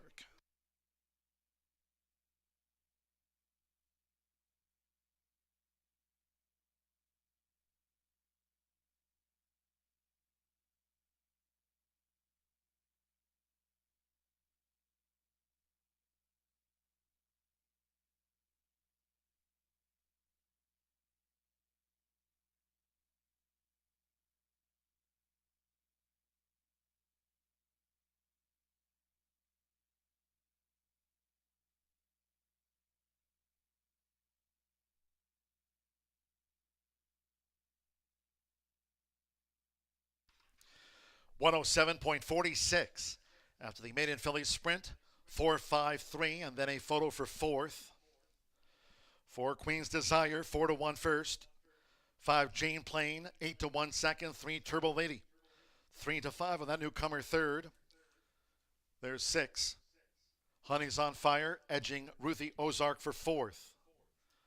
We trailed back to one more question of the newcomer Indiscreet. 107.46, a double on the card. Hannah Leahy teams again with Israel Garcia. Queen's Desire at 4-1. Graduation Day.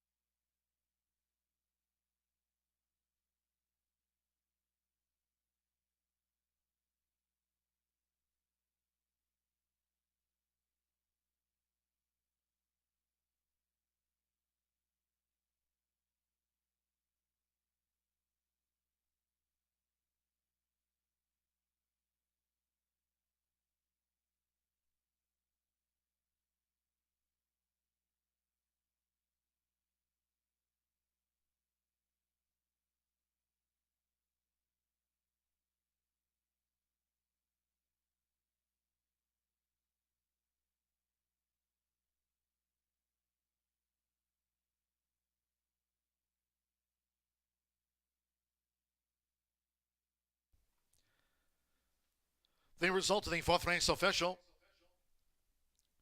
Returning to the Murphy Trailer Sales winner circle, the 4 Queen's Desire. Running double for Hannah Leahy. Both were Israel J. Garcia. Trains and owns Queen's Desire, 4-year-old gray filly by Unbridled Spring. Out of the Awesome Again mare, How Awesome I Am. Gets off the mark in her 18th career start, takes out the maiden filly sprint. Was the last out third here to Gatling Girl, who came back to win on yesterday's card. Horseshoe Indianapolis congratulates the winning connections of Queen's Desire. Out to the maiden fillies ranks official. 4-5 exacta, $49.20.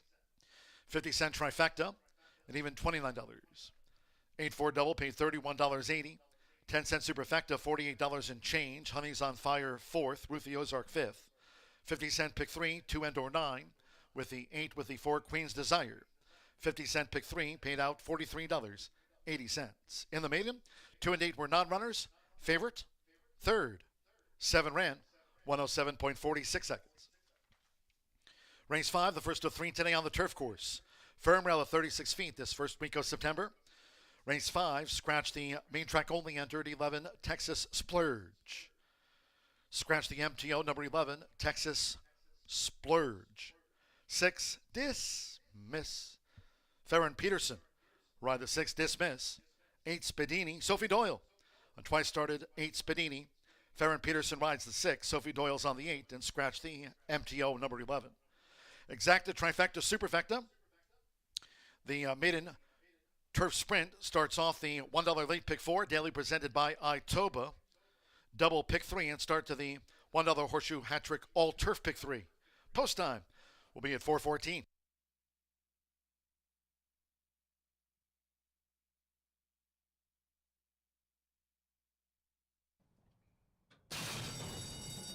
And they're off. The first-time starter, Indiscreet, missed it. Drops back toward last.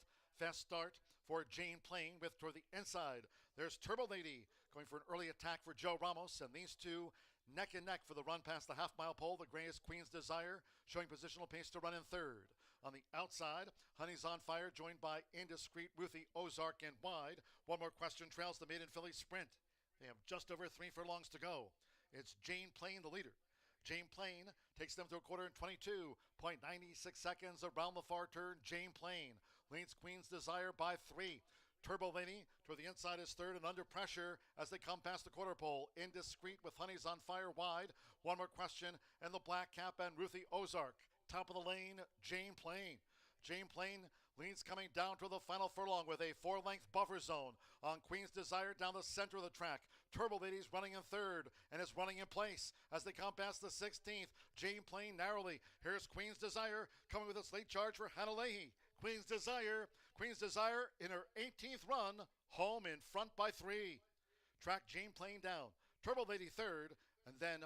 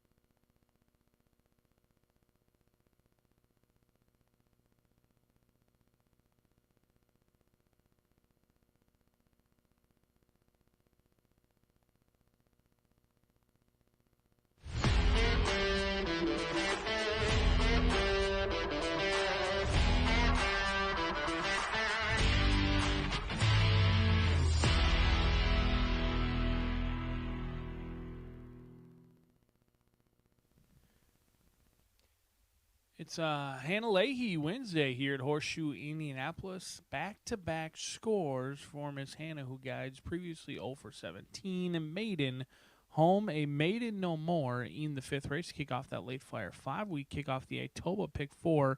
10 minutes away with 3 out of the next 4 races being on the turf course. And not only do we kick off the Itoba pick 4, but also the Horseshoe hat trick, $1 minimum, 15% takeout. Every day we're on the turf, 5, 7, and 8 today. Certainly don't want to miss out on that. Scratch number 11, Texas Splurge, the outside runner in here, but 5 furlongs going to be the distance on the turf course. A big field kicks off that Horseshoe hat trick in this spot.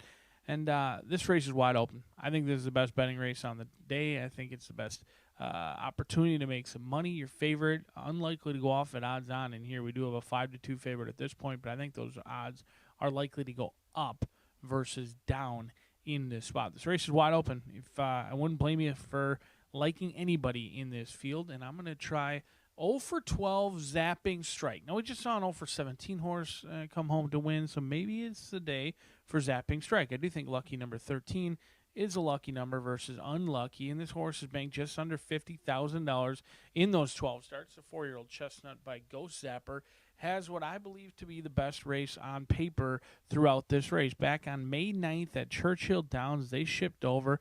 They went off at 20-1, showed a ton of speed, and just got nailed on the line behind Initialize in a Churchill Downs $120,000 maiden special weight event. Since then, they've come home, ran into an off-turf event, which I do know Zapping Strike probably doesn't like the slop after 2 races in the slop.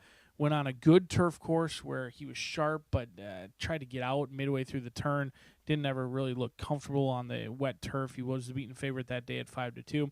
And then last race, Zapping Strike ran into a horse named Global Asset. You may not know Global Asset, but thankfully some of us here at Horseshoe Indianapolis do. And my guess is you're going to find out at Keeneland as well, because Global Asset's a very nice Brad Cox trainee who absolutely dominated that field on August 25th, went from mid-pack to first opening up, and made Zapping Strike's effort much worse than it looks. 4th place finish by 10, you can kind of picture it. Zapping Strike with a troubling trend of dropping anchor at the 8th pole. However, Global Asset won by 9 lengths that day, and it was really a bunch finish. So Zapping Strike ran admirably, almost finished second behind what I believe to be a stakes quality animal in Global Asset.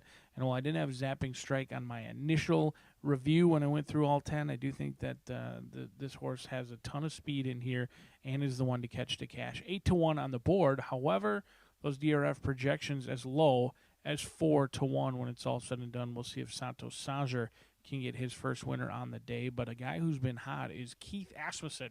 He teamed up with Father last week for a couple of winners, including a stakes victory as well. McMusic has bbeen knocking on the door and, in my opinion, getting better with almost each and every start. Came to Horseshoe Indianapolis, got bet fairly heavily on debut and was in chase mode throughout back in May. Since then, they've had some improved runs. They ran into a race in which they were 4 or 5 wide throughout, just couldn't catch Run Benji Run. They did try the turf. They tracked in a perfect spot and had nothing in the lane. So why am I trying the turf again? Horse is trying things for the second time. Steve Asmussen, a Hall of Fame trainer who knows far more than I and more than most trainers, wins at 15%. He wanted to put McMusic right back on the turf. Unfortunately, we got rain and we got scratched off the turf and had to come off the turf, but still a good second-place finish. I'm trying to get back on the turf again today for this Chestnut by McLean's Music. I think McMusic will appreciate being back on the sod, shortest way around the racetrack, and you've got the red hot Keith Asmussen in the saddle for the good-looking son of McLean's Music. But number 4, maybe the best value of the race, Pack a Lunch. This 3-year-old Chestnut filly by Mendelssohn was a $150,000 sales purchase, and I know there is one bloodstock agent who would love to see this horse run big today because Mendelssohn's got a stud fee of $15,000. This one sold for $150,000. That's 10 times the stud fee. Recently gelded, first time Lasix. I actually watched the debut September 8th, 2024, back at Kentucky Downs. And they did finish 4th in a 9-horse field, but they were kind of rank and awkward. And now a lot of horses do look awkward over at Kentucky Downs. They don't know if they're going uphill, downhill, left, or right, where they're going, and they can get lost in that huge plot of grass over there. So I don't necessarily fault Pack a Lunch. However, gelded and Lasix, those can be good signs, or they can be signs that they're trying to get this horse going in the right direction with that high sales price. But I do know Bill Collins wins at 17% off of long layoffs like this. It's pretty good second time out, and he's very good with first-time Lasix at 18% as well.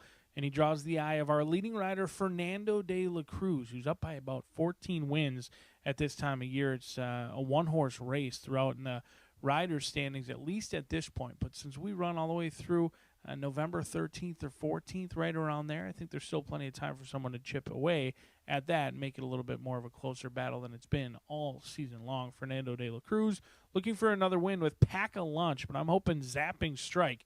We just crowned an 0 for 17 maiden no more. We'll see if Zapping Strike can get the start number 13, the lucky one, as we're 4 minutes away from kicking off the Itoba Pick 4. Rachel has put together a ticket. You'll see that on your screen during the warm-up. And then also, we've got the $1 horseshoe hat trick, and you can't win it if you're not in it. Races 5, 7, and 8 will be on that turf course, some big fields, and the best betting opportunity of the day coming up 4 minutes from right now.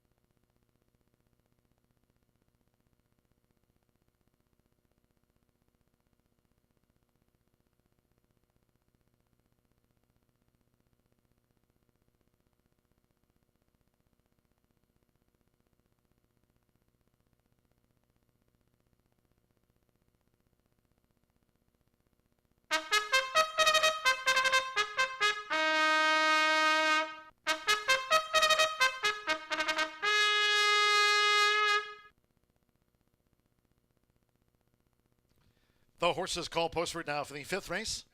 The first of three today on the turf course here at Horseshoe Indianapolis, rated firm. Turf rail set at 36 feet. This first week of September. Here the maiden turf sprint over the 5 furlongs. 10 run. Scratch the MTO, enter number 11, Texas Splurge. Scratch the number 11. A couple of jockey changes. 6, Dismiss. Farron Peterson. Ride 6, Dismiss. 8, Spadini. Sophie Doyle on 8, Spadini. Exacta, trifecta, superfecta. Double pick 3. Maiden turf sprint starts the $1 late pick 4 presented by Itoba. First leg of the $1 horseshoe hat trick, all turf pick 3. That popular wager getting closer to post time.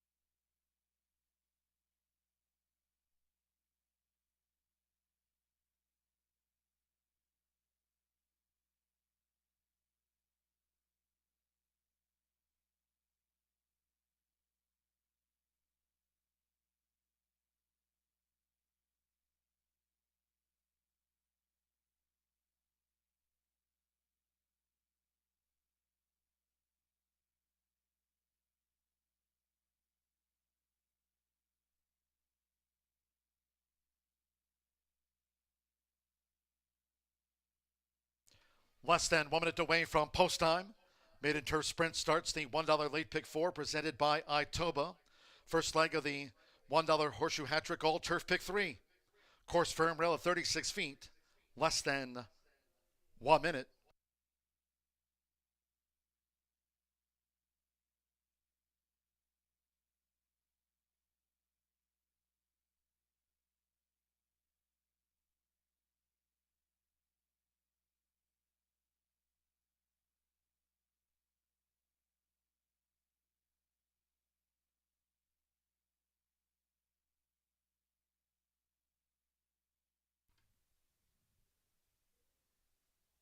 The horses are approaching the starting gate.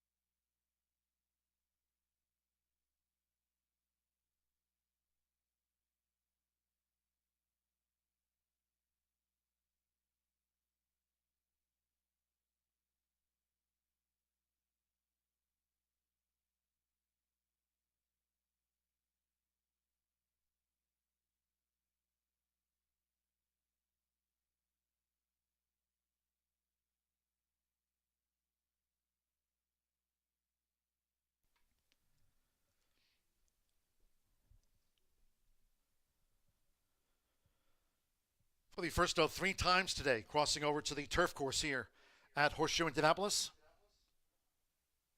Maidens on final approach for the sprint start. Last call for the late pick 4, Horseshoe Hat Trick All Turf pick 3.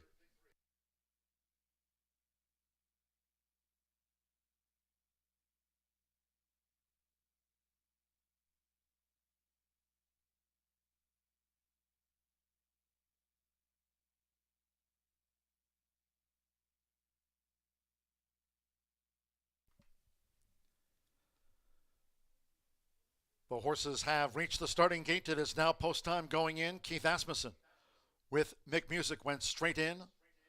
Farron Peterson Partners Dismiss has joined Mick Music.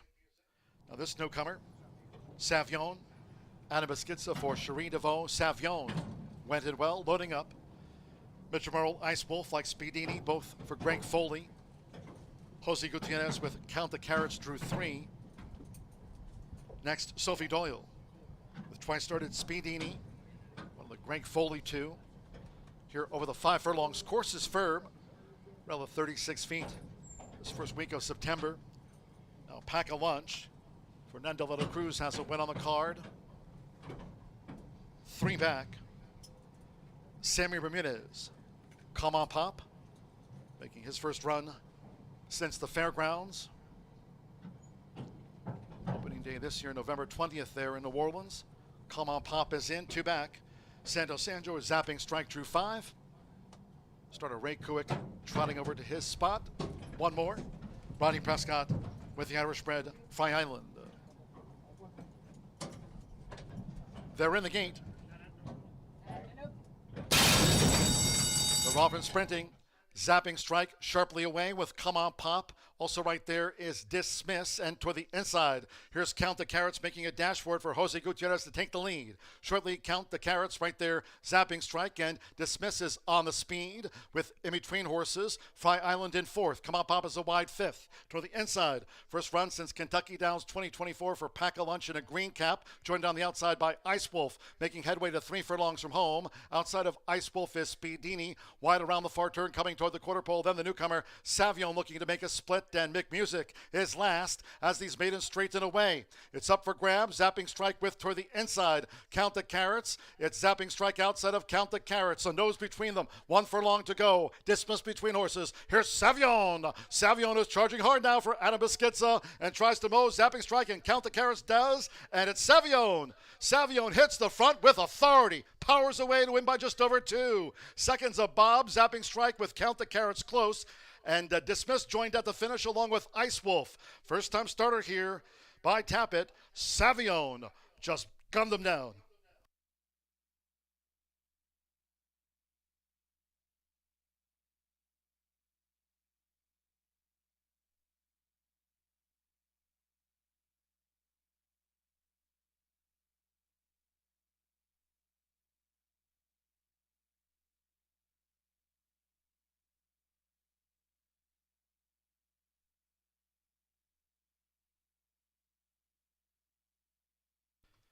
56.31 after that maiden turf sprint. 56.31 to Savion. This newcomer by Tappet. 6-1 first. Adam Beschizza for Cherie DeVoe. Second, Slow-Mo. Second, third, fourth up to the judges. A blanket for second, third, and fourth. Savion.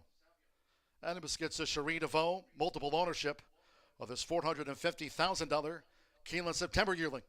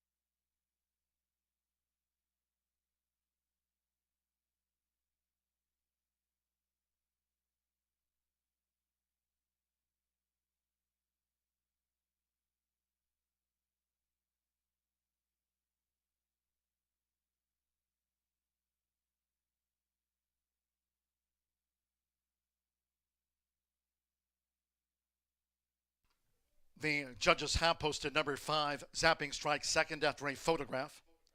3, Count the Carrots, holding third by a narrow margin. 6, Dismiss, getting into the frame, 2-5-3-6.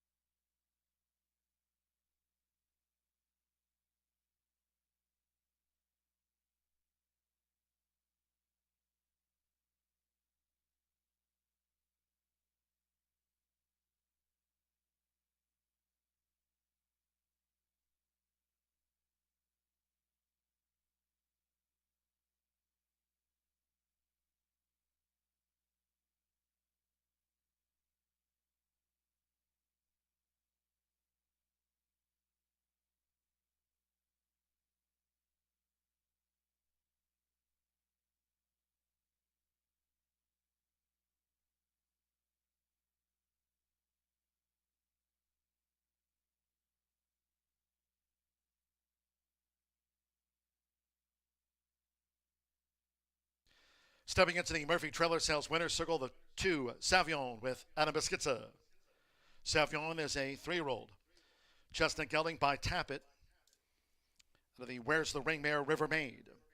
Cherie DeVoe trains for the ownership of Belladonna Racing LLC, Twin Brook Stables, Woodford Racing LLC, BCWT Limited, and Taylor Creek. Horseshoe Indianapolis congratulates the winning connections of this $450,000 Keeneland September yearling. Savion out to the 3-year-old maiden ranks at first asking. The 2-5 exacta paid $57 even. 50-cent trifecta, $155.30. Dismiss fourth after photos. 10-cent superfecta, $2,536. $465.17.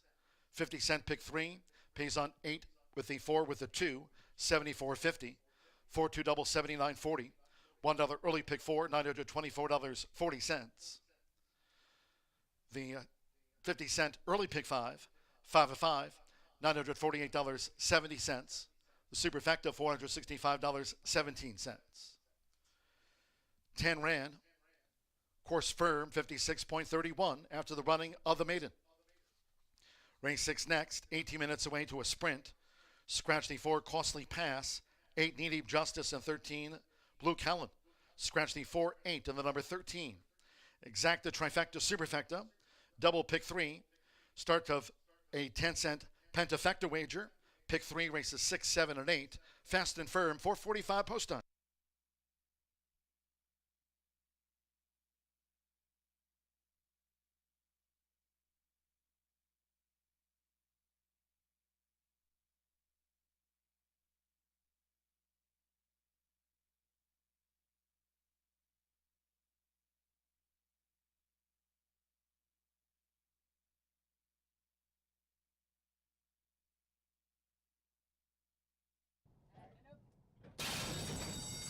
The Robin sprinting. Zapping Strike sharply away with Come On Pop. Also right there is Dismiss, and toward the inside, here's Count the Carrots making a dash for it for Jose Gutierrez to take the lead. Shortly, Count the Carrots right there, Zapping Strike, and Dismiss is on the speed with in between horses. Fry Island in fourth. Come On Pop is a wide fifth. Toward the inside, first run since Kentucky Downs 2024 for Pack-a-Lunch in a green cap, joined on the outside by Ice Wolf, making headway to 3 furlongs from home. Outside of Ice Wolf is Speedini, wide around the far turn, coming toward the quarter pole. Then the newcomer, Savion, looking to make a split, and Mick Music is last as these maidens straighten away. It's up for grabs. Zapping Strike with toward the inside. Count the Carrots. It's Zapping Strike outside of Count the Carrots. A nose between them. 1 furlong to go. Dismiss between horses. Here's Savion. Savion is charging hard now for Anna Beschizza and tries to mow. Zapping Strike and Count the Carrots does. And it's Savion. Savion hits the front with authority. Powers away to win by just over 2 seconds of Bob. Zapping Strike with Count the Carrots close. The Robin sprint.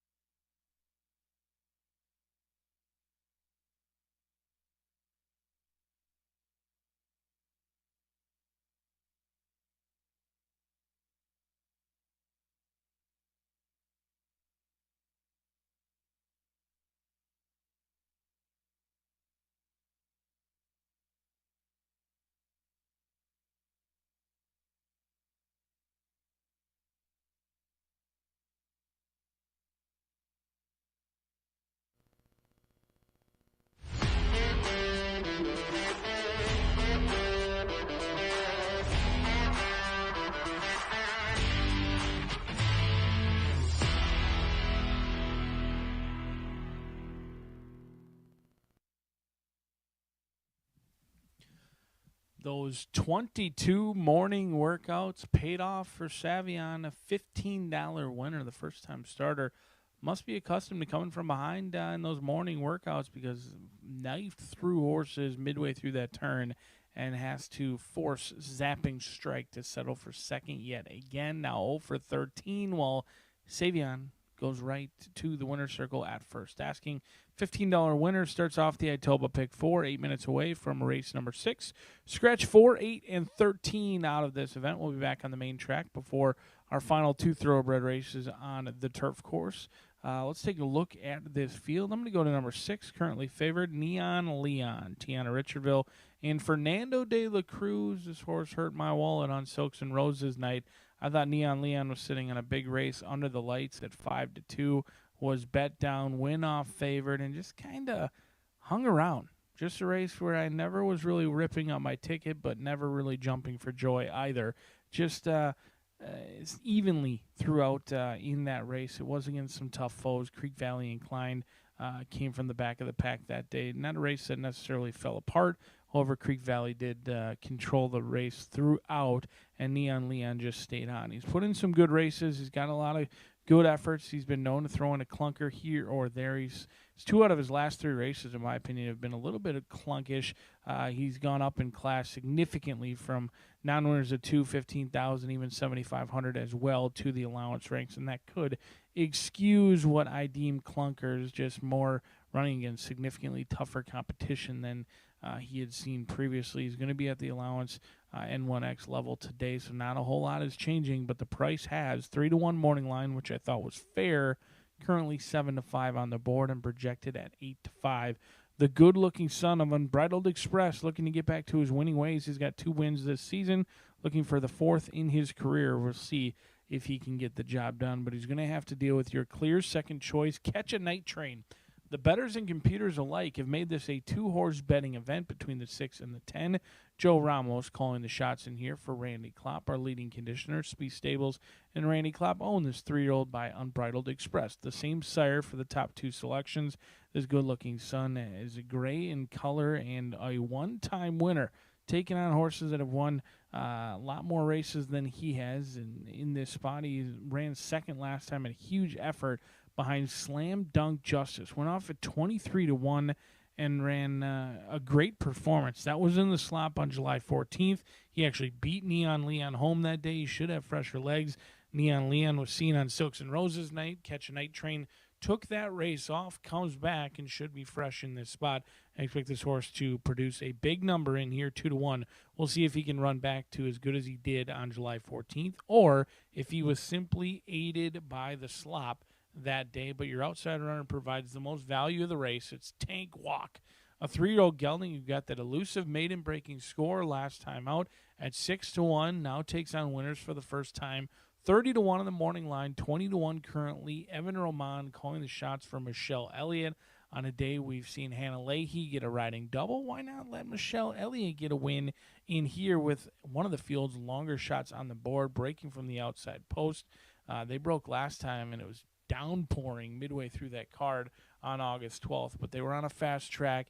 They hit the lead, never looked back. The final time came back impressive as well, 111.31, 20-1 on Tank Walk, maybe a light bulb angle. This horse ran huge, showed good speed, went 22 flat, 45.78, and just continued chugging. 20-1. You can do a lot worse with a long shot in a field like this. Tank Walk, you have been warned.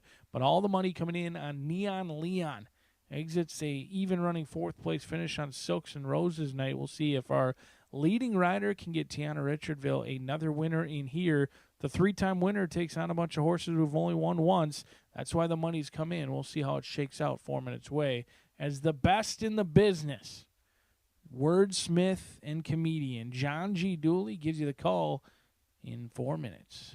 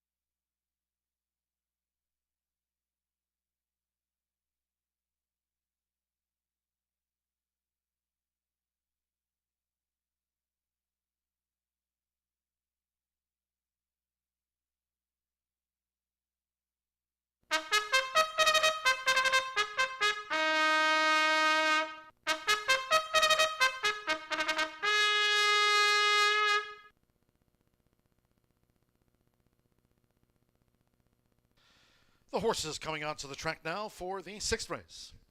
State bred sprint. 5.5 furlongs for this allowance dash.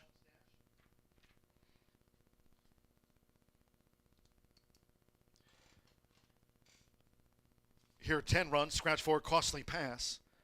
8, Knee Deep Justice, and 13, Blue Kellen.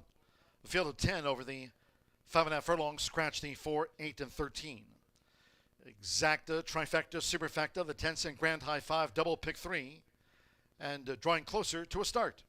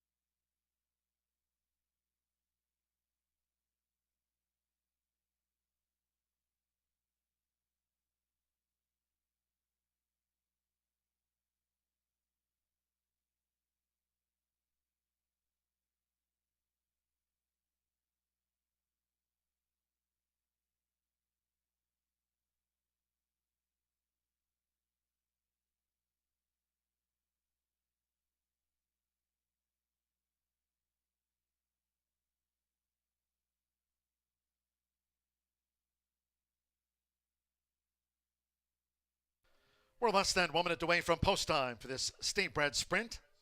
Less than 1 minute now.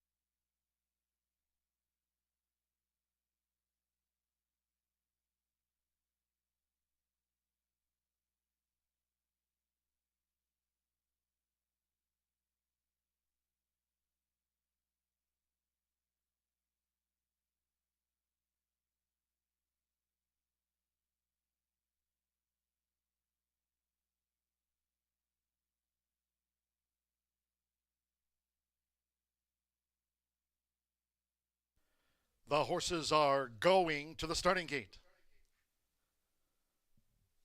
Heading toward the 5.5 furlong main track start.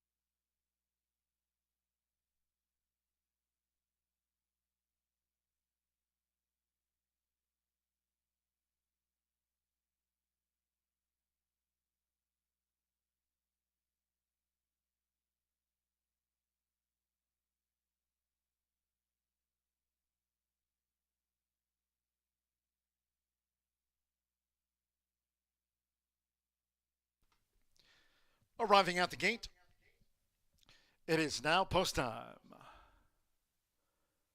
Indiana Breds loading. Marcelino Pedrosa Jr. with Mystery Impact. Alberto Burgos Turbinator has joined Mystery Impact. The first 2 of 10 in. Rodney Prescott with Imminent Forecast to post 2. Orlando Mexico with Slink.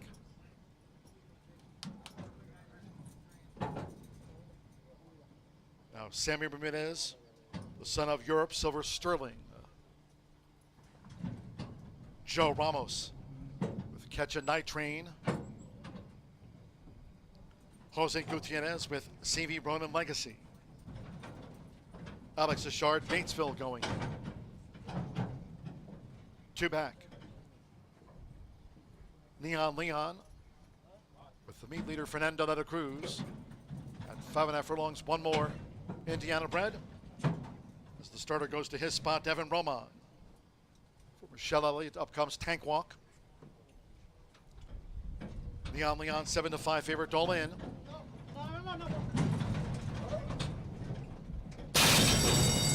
Robin sprinting. Fast start for CV Ronin Legacy. Neon Leon with early lick. Mystery Impacts come out running in 3rd. Catch a Night Train 4th. On the outside is Batesville and farther out Tank Walk. Imminent Forecast gets a rail run. Mystery Impact now back through the field with Catch a Night Train, Turbinator, and Slink has dropped back to last. They have inside a half mile to go. The leader is CV Ronin Legacy. At 40-1, CV Ronin Legacy. Tracked by Silver Sterling with 3 furlongs to go. CV Ronin Legacy drilled a quarter in 22.26 seconds as they make their way toward the quarter pole. And then tracking these leaders is Neon Leon in 3rd. Then Imminent Forecast with Wide, Batesville, Mystery Impact, Tank Walk, Catch a Night Train, Slink, and Turbinators last. Here come the Hoosiers. Silver Sterling has swept in front of CV Ronin Legacy, who tries to kick with a gray. Silver Sterling leads the way. Half mile 45.72. Neon Leon is building steam. Here's Neon Leon charging outside of Silver Sterling. They come inside the final 16th with Fernando de la Cruz. Neon Leon has gained the upper hand on Silver Sterling and pulls away to win by 2.5. Mystery Impact 3rd, and then Tank Walk and Catch a Night Train back in 5th.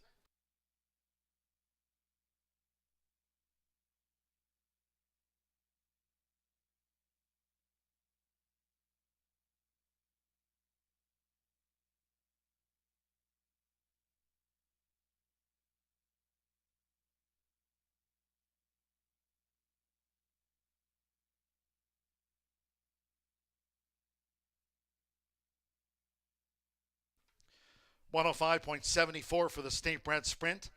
105.74. 6-3-7. 4th is a photo. As we go to the slow-mo. 6 Neon Leon. 1st Fernando de la Cruz for Tiana Richardville. 9-5 favorite home. 3 Silver Sterling. 9-5 co-favorite was the runner-up. 7 Mystery Impact. 19-1 3rd. Stand by for the 4th. 105.74. 4th is a photo. Tank Walk with Catch a Night Train. Batesville followed. Slink ahead of CV Ronin Legacy. Showed speed, dropped away. Imminent Forecast next. 6-3-7, stand by for the 4th. We trail back to Turbinator, 105.74. Hold all tickets until official. The judges have confirmed number 12, Tank Walk, at 15-1 3rd, over 10 Catch a Night Train at 9-2 5th. 6-3, 7, the 12 runs 4th, 10 5th.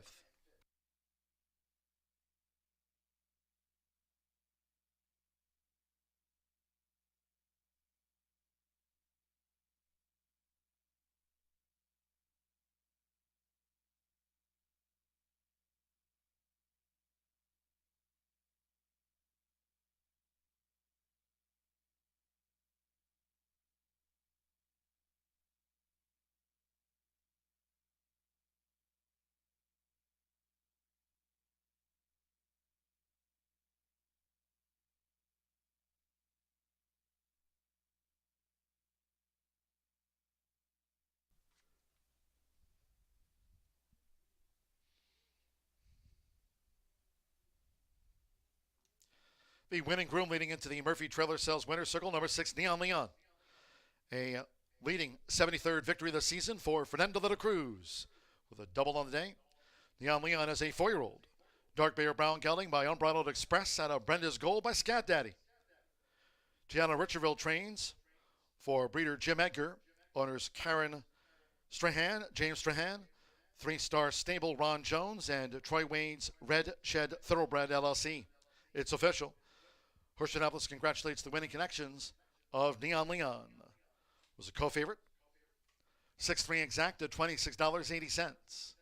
The 50-cent pick 3, $55.55. The 50-cent trifecta, 637, $112.25. 2-6 double and even $48. 10-cent superfecta, $120.74. Tank Walk ran 4th with Catch a Night Train 5th. The 10-cent pentafecta, 637, $12.10, paid $1,508.20.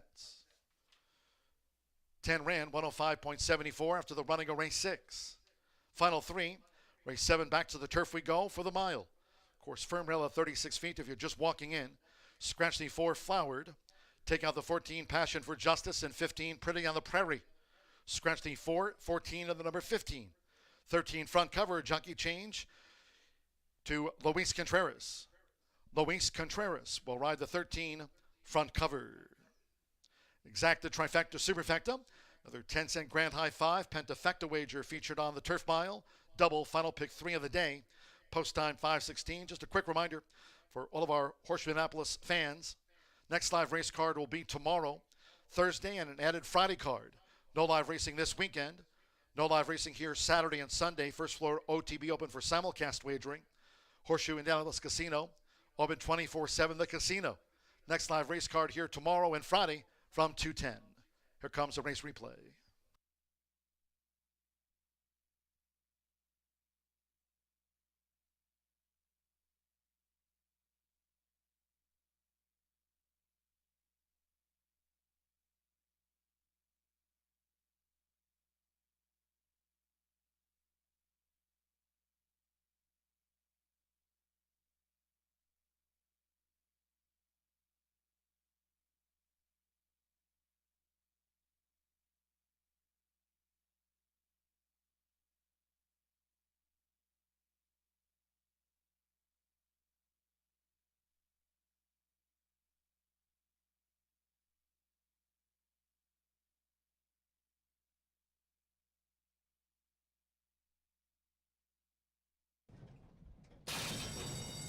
Robin sprinting.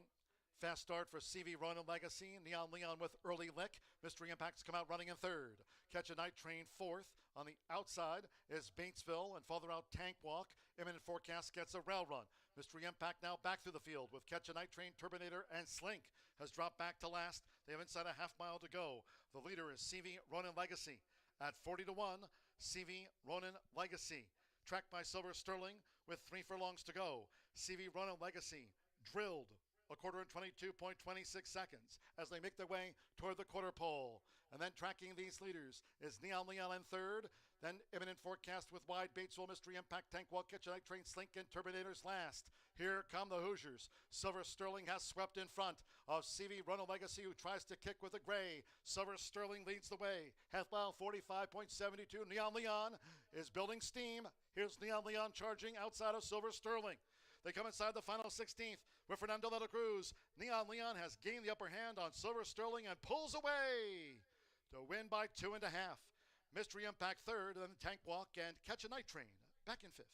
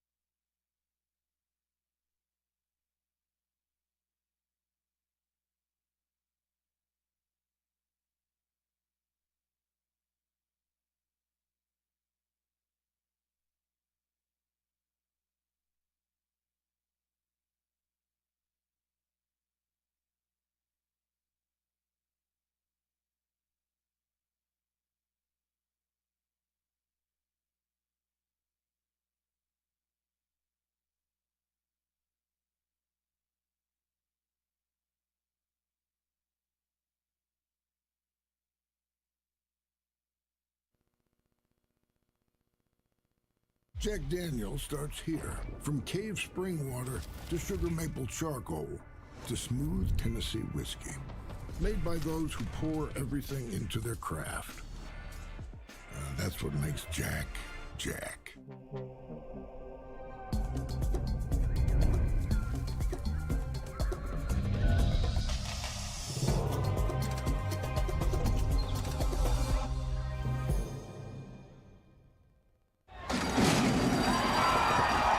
The 2025 Global Symposium on Racing.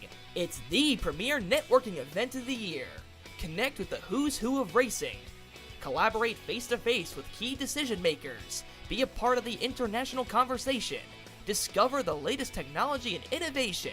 Join us December 8th through 10th. Register at racingsymposium.com.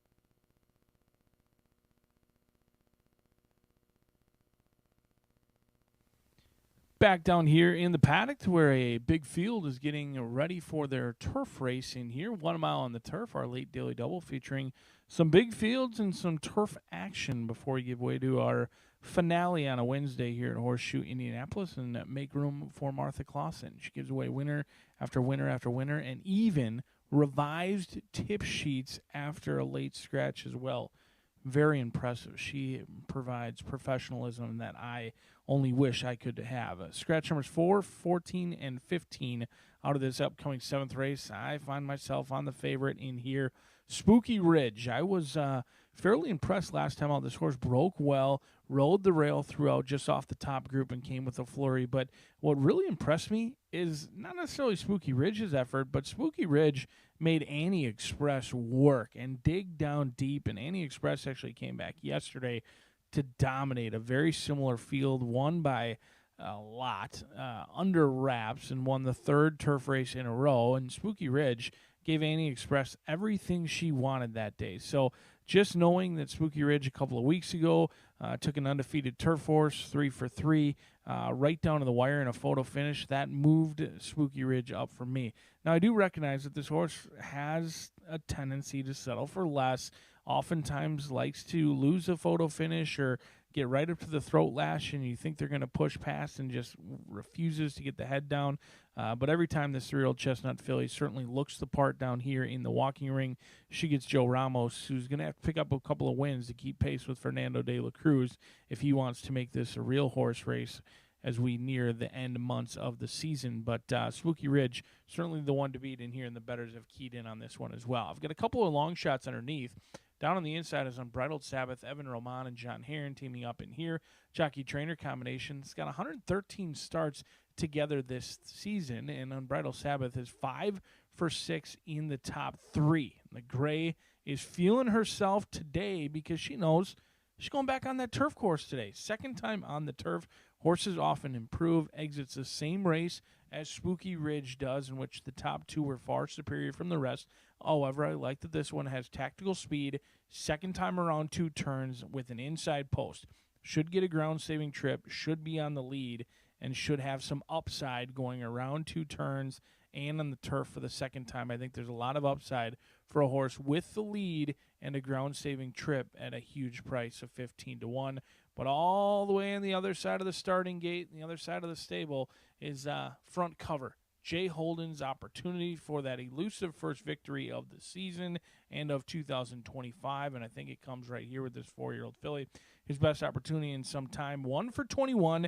Don't look at that. This horse's form is a little bit more muddied up than it should have been. Was finishing very well on June 26, despite missing the board, went off at 6-1, is being overlooked because the trainer has not had much racing luck this season, but he can certainly find his way to the winner's circle with Front Cover, who should get some pace to chase. That inside runner is going to set a fair pace in here. Luis Contreras has been winning, and he's especially winning on our turf with all of that synthetic experience that he brings from Woodbine to Horseshoe Indianapolis. Front Cover in with a big chance from post number 13 at 12-1.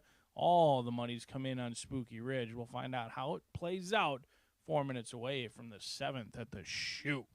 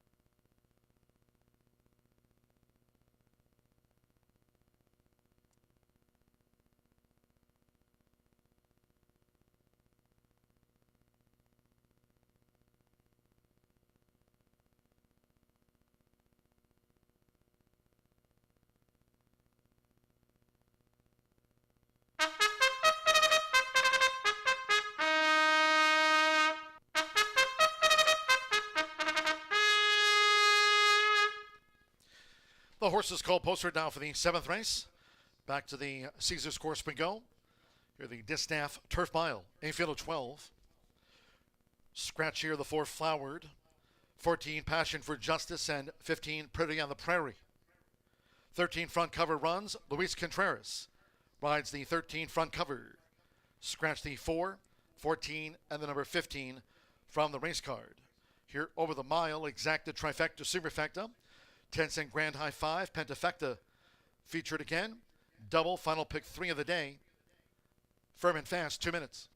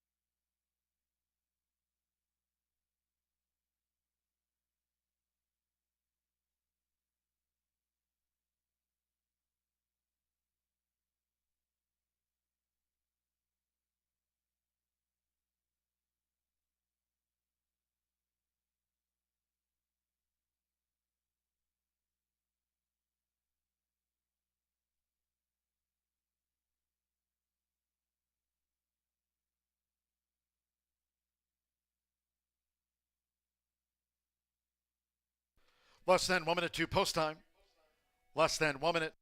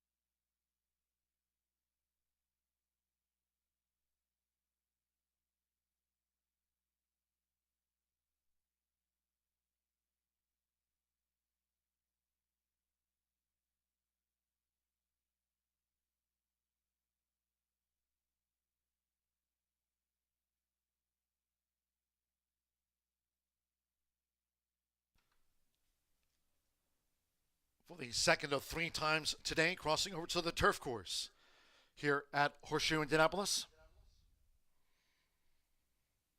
near the mile starting point.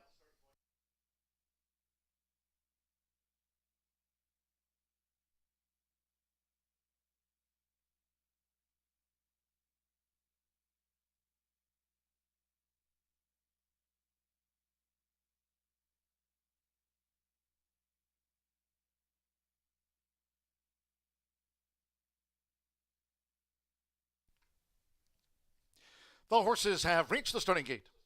It is now post time. They're going in. Evan Roman, Unbridled Sabbath.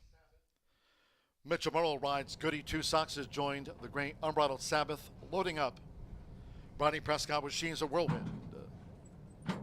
Santos Sanjor, One Finale loading. Here over the mile. Sophie Doyle with Sweet Heat drew 3.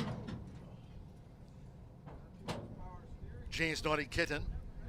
Fernando de la Cruz with a couple of wins on the card. James Naughty Kitten installed. Gonna Getcha. Will be a hat trick of wins for Hannah Leahy. Joe Ramos, Spooky Ridge coming up. Even money favorite. Spooky Ridge. Went in okay. Here over the mile. Now My Gal Justice. Marcelino Pedrosa Jr. Jose Camejo trains the mare now. My Gal Justice. Jose Gutierrez with Ace of Cats.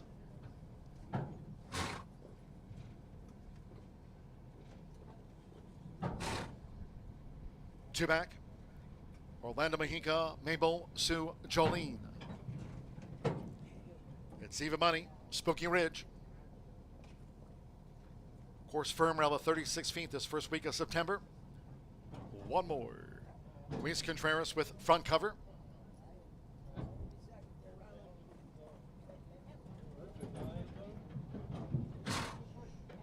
Front Cover loads at 11-1. Spooky Ridge, the 6-5 favorite here over the mile. They're in the game. Mabel Sue Jolene getting fractious there in the stall. Mabel Sue Jolene. She's settled. Luis Contreras getting reset on board. Front Cover in the Navy Silks. Orlando Mejica back on board. Mabel Sue Jolene. All in.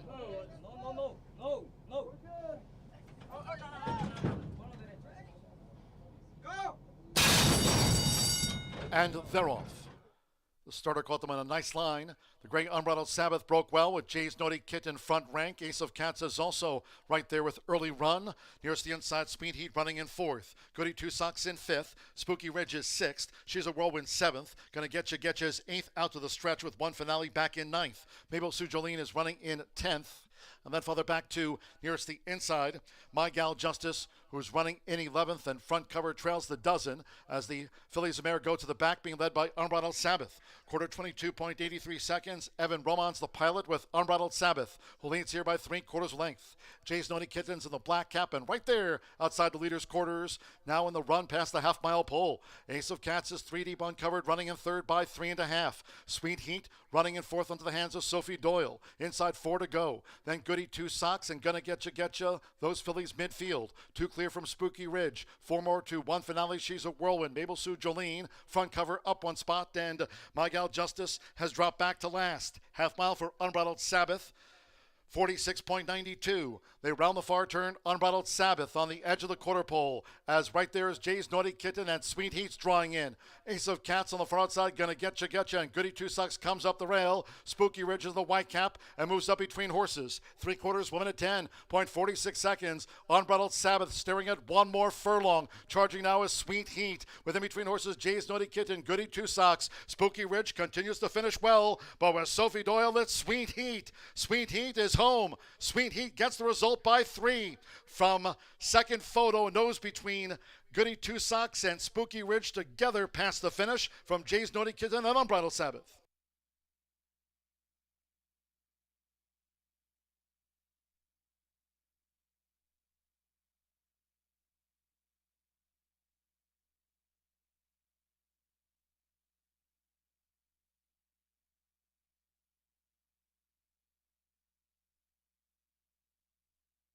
135.09 after the Distaff Turf Mile.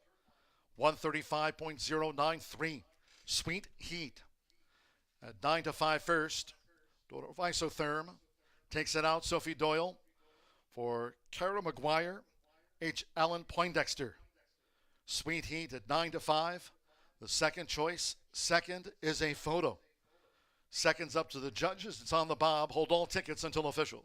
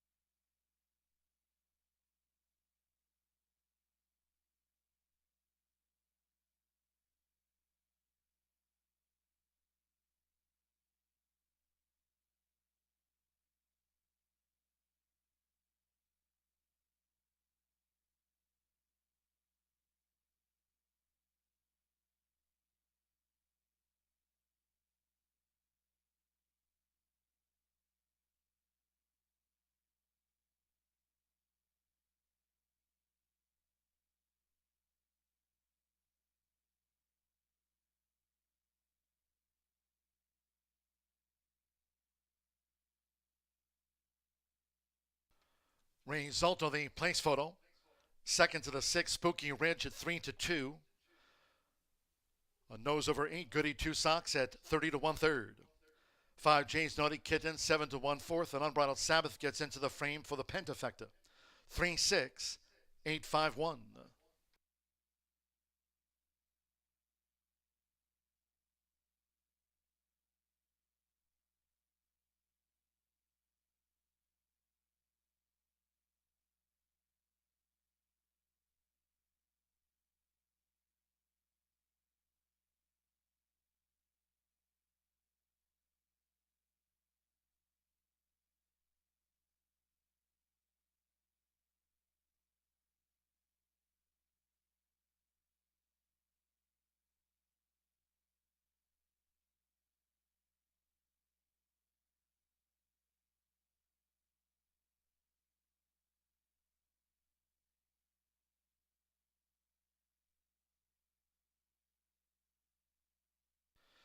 The winning groom to lead into the Murphy Trailer Sales Winner Circle, the 3, Sweet Heat, was always traveling well here in the Turf Mile into the hands of Sophie Doyle.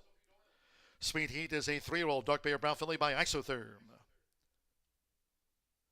Out of the Alpha Mare, Sweet Keva, postword for H. Allen Poindexter and Kara Lynn McGuire. Horseshoe Indianapolis congratulates the winning connections. Sweet Heat takes out the Distaff Turf Mile. That's official.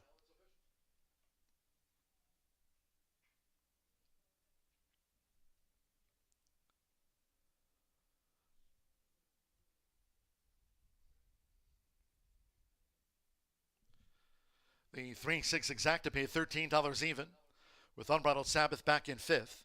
The 10-cent Pentafecta, 36851, paid $369.29. The 50-cent Trifecta, 368, $41.10. 6-3 double, $35. 10-cent Superfecta, $41.76. Jay's Naughty Kitten was 4th, Unbridled Sabbath 5th. This 50-cent pick 3 covered races 5, 6, and 7, capped off by the Turf Feature. 263 pick 3, $38.55. And the Turf Mile, the 4, 14, and the 15 were the non-runners.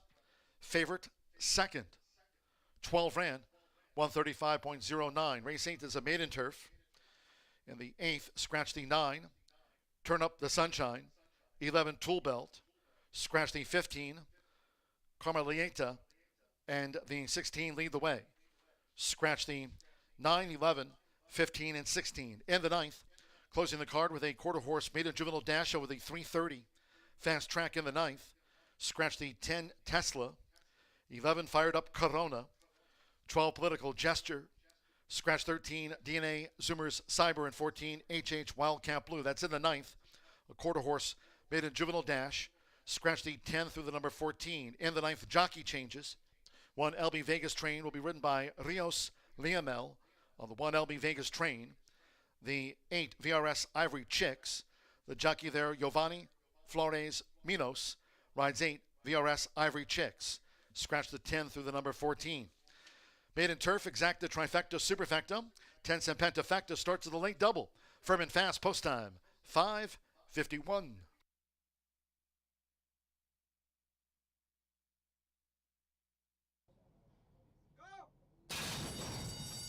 And they're off. The starter caught them on a nice line. The Great Unbridled Sabbath broke well with Jay's Naughty Kitten front rank. Ace of Cats is also right there with early run. Nearest the inside, Speed Heat running in fourth. Goody Two Socks in fifth. Spooky Ridge is sixth. She's a Whirlwind seventh. Gonna Get You is eighth out to the stretch with one finale back in ninth. Mabel Sue Jolene is running in 10th. And then farther back to nearest the inside, My Gal Justice, who's running in 11th, and front cover trails the dozen as the fillies of Mare go to the back, being led by Unbridled Sabbath. Quarter 22.83 seconds. Evan Roman's the pilot with Unbridled Sabbath, who leads here by 3/4 length. Jay's Naughty Kittens in the black cap, and right there outside the leader's quarters, now in the run past the half-mile pole. Ace of Cats is 3 deep uncovered, running in third by 3.5. Sweet Heat running in fourth into the hands of Sophie Doyle. Inside 4 to go. Then Goody Two Socks and Gonna Get You. Those fillies midfield. 2 clear from Spooky Ridge. 4 more to one finale. She's a Whirlwind. Mabel Sue Jolene, front cover up 1 spot, and My Gal Justice has dropped back to last. Half mile for Unbridled Sabbath. 46.92. They round the far turn. Unbridled Sabbath on the edge of the quarter pole, as right there is Jay's Naughty Kitten and Sweet Heat's drawing in. Ace of Cats on the far outside, Gonna Get You, and Goody Two Socks comes up the rail. Spooky Ridge is the white cap and moves up between horses. 3/4, 1 minute 10.46 seconds. Unbridled Sabbath staring at one more furlong. Charging now is Sweet Heat. Within between horses, Jay's Naughty Kitten, Goody Two Socks. Spooky Ridge continues to finish well, but with Sophie Doyle, it's Sweet Heat. Sweet Heat is home. Sweet Heat gets the result by 3. From second photo, nose between Goody Two Socks and Spooky Ridge together past the finish from Jay's Naughty Kitten and Unbridled Sabbath.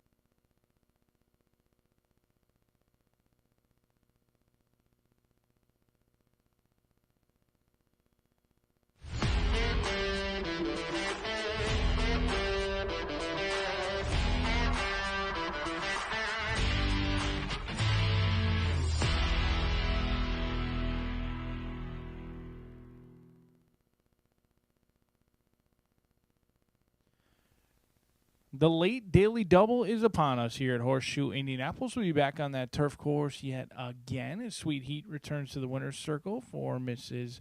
McGuire, now previously Toy. 560 winner, Sophie Doyle, aboard. Scratch 9, 11, 15, and 16 out of this event. 3-year-old fillies all looking for their first career victory in this field. A mile and a 16th going to be the distance in here. We've got a lukewarm favorite in number 3, but I'm going to go to your inside runner who's ice cold on the board. You may have heard of Dave Weaver's ice cold exactas. This is just ice cold in general. 2-1 morning line, 3 times that price right now, 6-1. However, those DRF algorithms would indicate this horse goes off somewhere close to 5-2. Alberto Burgos is going to be calling the shots in here for this Cal-bred daughter of Clubhouse Ride, who's got Candy Ride on the top, Stormy Atlantic on the bottom, the Mogers, Own, Train, and Bred. This 4-year-old good-looking Dark Bay, who's 0 for 9 with 4 second-place finishes. Yes, she's tried the turf course 4 times, 1 second. She broke alertly last time up. She had her ears just straight up, looked happy as could be, even though they were dueling on the front end on a very sloppy race course, and she couldn't stay with Don't Look Back. Now, it was a small field, 3-horse field. That was off turf, drawing a line right through that race. Not even really paying attention to that race. I like the speed that she's put on display in her turf events. This was a horse who was once going 6 furlongs on the turf at Santa Anita at the maiden special weight level, showed good speed here on June 3rd with Albin Jimenez aboard at 12-1, ran big, got nailed on the line that day by Starship Athena. I think Alberto Burgos is in with a big chance in here. You've got him aboard, a rider upgrade, in my opinion, as well. 0 for 9, looking to make start number 10 a winning one at the lowest class level this one has seen. We'll see if the Moger gang can team up with Alberto Burgos in here and get a win on the chilly 5-1 price on Fascinator.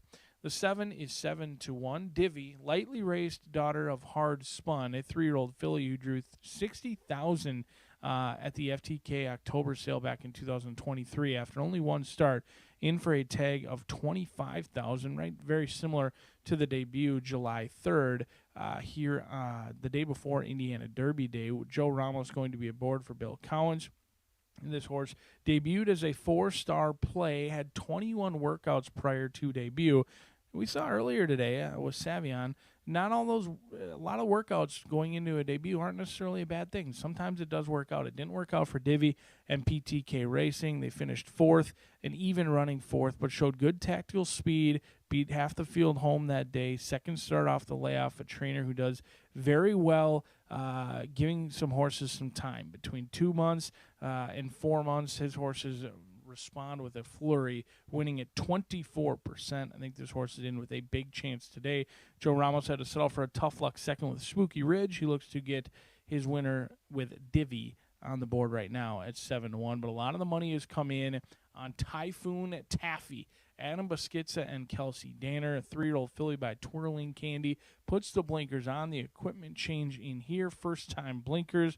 A good sign for Kelsey Danner. She wins at 18% with over a $2.30 ROI, putting the blinkers on. It's a move that a lot of people use with 2-year-olds or younger horses, lightly raced horses. They want her a little bit more focused early on in the race. I think with the blinkers going on and that 3-furlong workout from Churchill Downs, I'm going to try and show more speed. I would guess that Typhoon Taffy is going to be asked for run to get the lead in this spot. The 3-furlong workout, 38-1, albeit it was slow. It was a 3-furlong blowout with the blinkers on. I think Typhoon Taffy is going to be a lot more forwardly placed than you may have seen on July 14th or August 18th. We'll see if Typhoon Taffy and the early money, legit money, we'll see how it shakes out. A wide-open maiden betting event goes out for the thoroughbred finale of the day.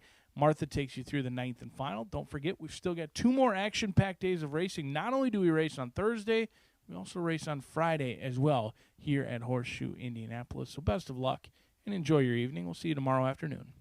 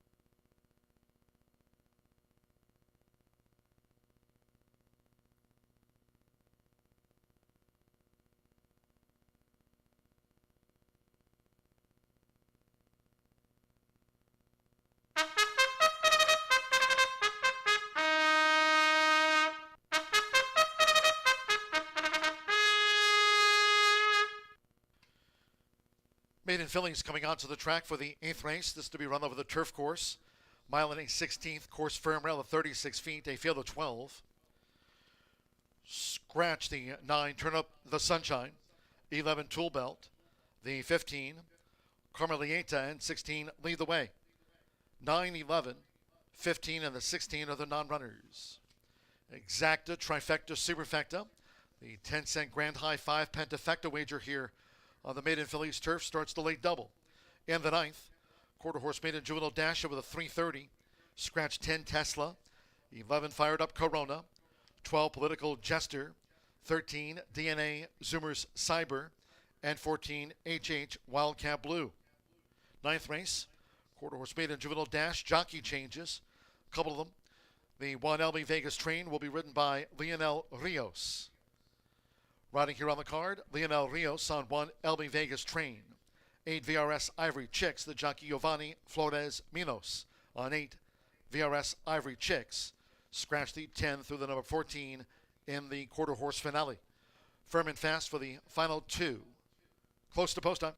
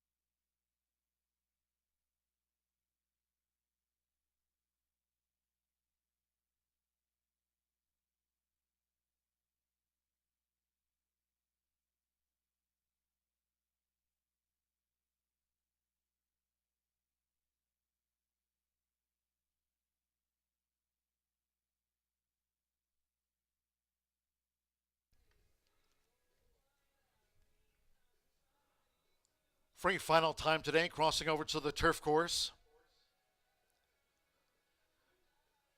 The horses are approaching the starting gate.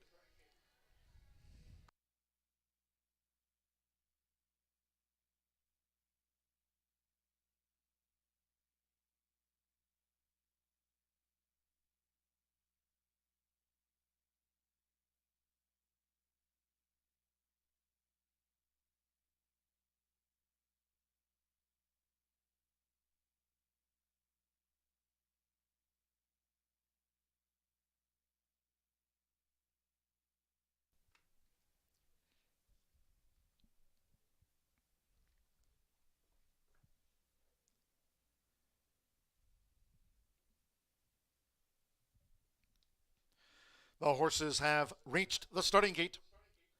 It is now post time.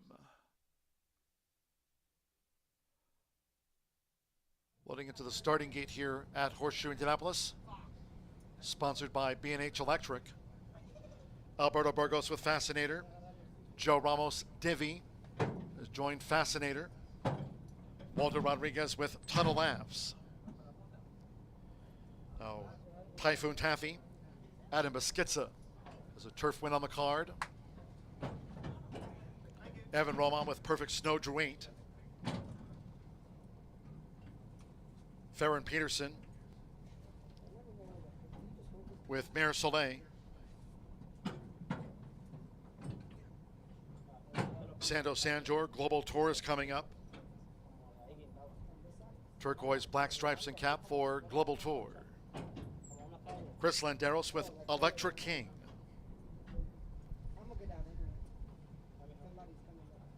Right now, Fascinator, 2-1 favorite. Electric King joins at 25-1 odds. Forever Hopeful will be a double for Sophie Doyle. Marcelino Pedrosa Jr. with Nixon's Time coming up.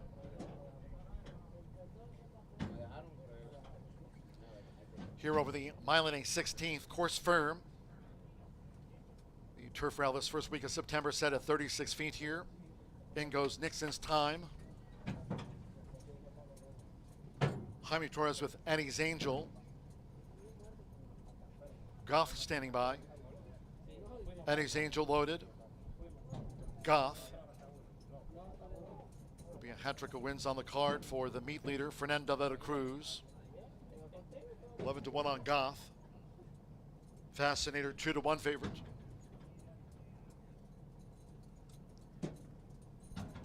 Two to 1 Fascinator, 5-1 Perfect Snow, 5-1 Typhoon Taffy, and then goes Goth. Over the mile and a 16th.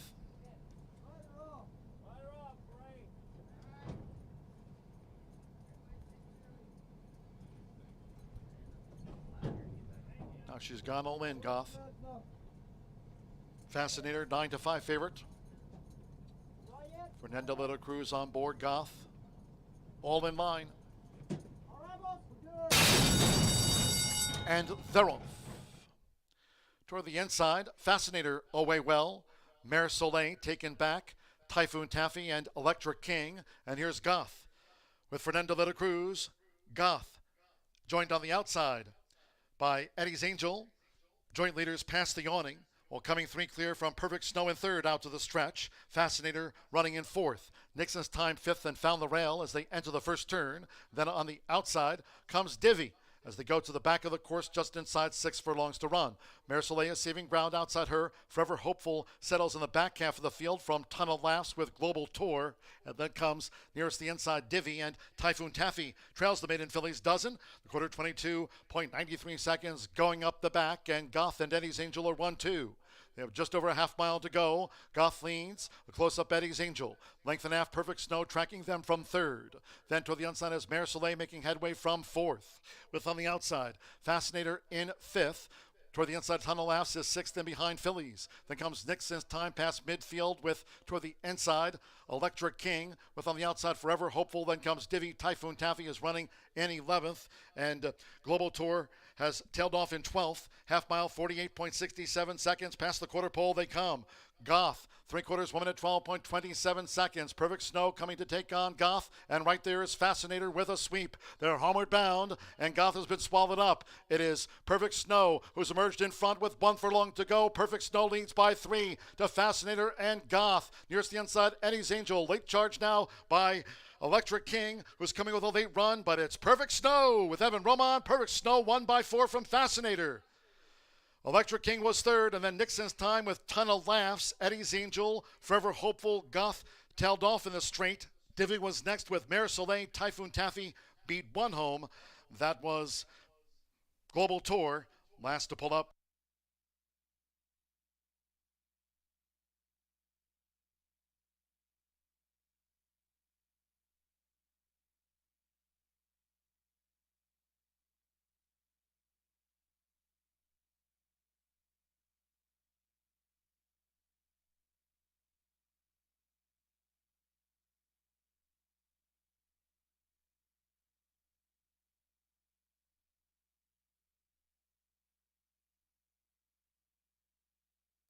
.142.30 after the maiden fillies turf. 142.30, 8.15, and then a photo for fourth, 8 Perfect Snow. Evan Roman for Polo Lobo. Takes it out at 7-1 over 1 Fascinator. 8-5 second, 5 Electric King. 33-1 third. Fourth is Close. Nixon's Time, Ton of Laughs. Eddie's Angel Goth tailed off. Forever Hopeful, Divvy, Mare Soleil among those next home from Typhoon Taffy. 142.30. Perfect Snow, daughter of Caravaggio. Perfect Snow gets off the mark in her 4th run. The judges have posted number 6, Nixon's Time, 4th in the maiden, and 2, Ton of Laughs, 5th. 8-1, 5-6-2.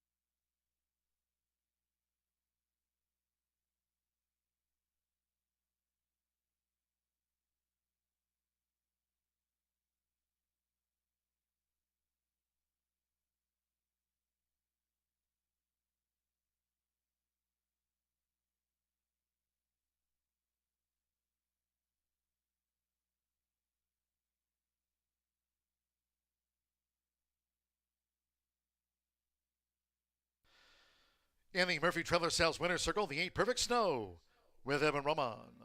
Perfect Snow is a 3-year-old gray roan filly by Caravaggio. Out of Empress Maker by Empire Maker. Polo Lobo trains for Bon Chance Farm LLC. The winner was bred in Kentucky by her owner, Bon Chance Farm. Horseshoe Indianapolis congratulates the winning connections of Perfect Snow out to the maiden fillies ranks.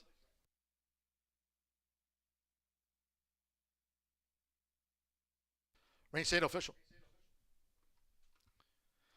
The 8-1 exacta paid $70 even. 50-cent trifecta, $429. The 3-8 double, $40.20. $1 late pick 4, daily presented by Itoba. 4-4, $698.40. Nixon's Time ran 4th. 10-cent superfecta, 8-1-5-6, $366.91. 50-cent pick 3, 6 with a 3 with the 8 Perfect Snow, paid $58.70.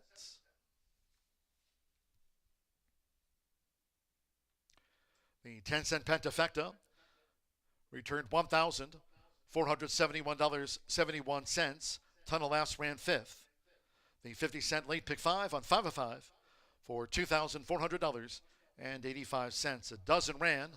Favorite second, 142.30. Course was firm, rail of 36 feet this race week.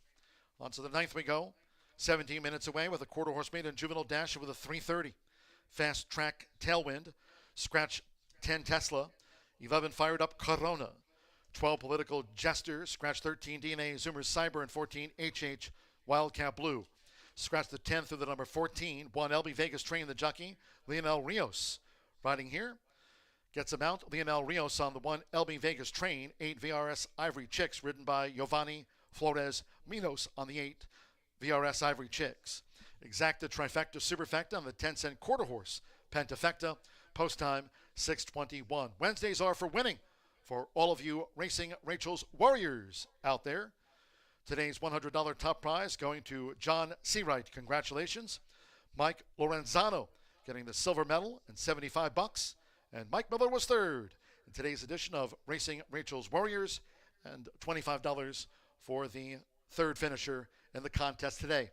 All season long, Wednesdays are for winning here at Horseshoe Indianapolis for all of you Racing Rachel's Warriors.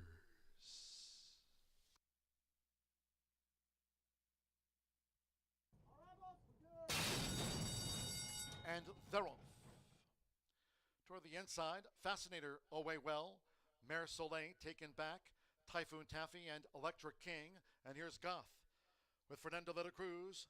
Goth joined on the outside by Eddie's Angel. Joint leaders past the awning. While coming 3 clear from Perfect Snow in third out to the stretch. Fascinator running in fourth. Nixon's time fifth and found the rail as they enter the first turn. Then on the outside comes Divvy as they go to the back of the course just inside 6 furlongs to run. Mare Soleil is saving ground outside her. Forever Hopeful settles in the back half of the field from Tunnel Laughs with Global Tour. And then comes nearest the inside Divvy, and Typhoon Taffy trails the maiden fillies dozen. The quarter 22.93 seconds going up the back, and Goth and Eddie's Angel are 1-2. They have just over a half mile to go. Goth leads. A close-up Eddie's Angel. Length and a half Perfect Snow tracking them from third. Then toward the outside is Mare Soleil making headway from fourth. With on the outside, Fascinator in fifth. Toward the inside, Tunnel Laughs is sixth and behind fillies. Then comes Nixon's time past midfield with toward the inside, Electric King. With on the outside, Forever Hopeful. Then comes Divvy. Typhoon Taffy is running in 11th. And Global Tour has tailed off in 12th. Half mile, 48.67 seconds. Past the quarter pole they come. Goth, 3/4, 1 minute, 12.27 seconds. Perfect Snow coming to take on Goth. And right there is Fascinator with a sweep. They're homeward bound, and Goth has been swallowed up. It is Perfect Snow who's emerged in front with 1 furlong to go. Perfect Snow leads by 3 to Fascinator and Goth. Nearest the inside, Eddie's Angel. Late charge now by Electric King, who's coming with a late run, but it's Perfect Snow with Evan Roman. Perfect Snow won by 4 from Fascinator. Electric King was third, and then Nixon's time with Tunnel Laughs. Eddie's Angel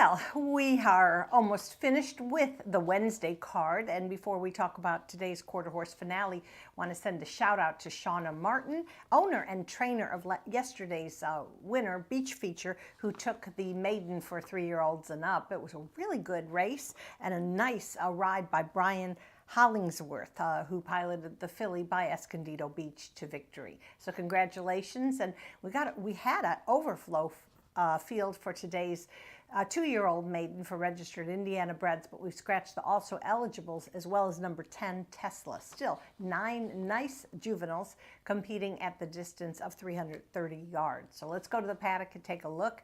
I think we're going to see some really good performances here because those trials for the 230,000 Stallion Service Auction Futurity were tough.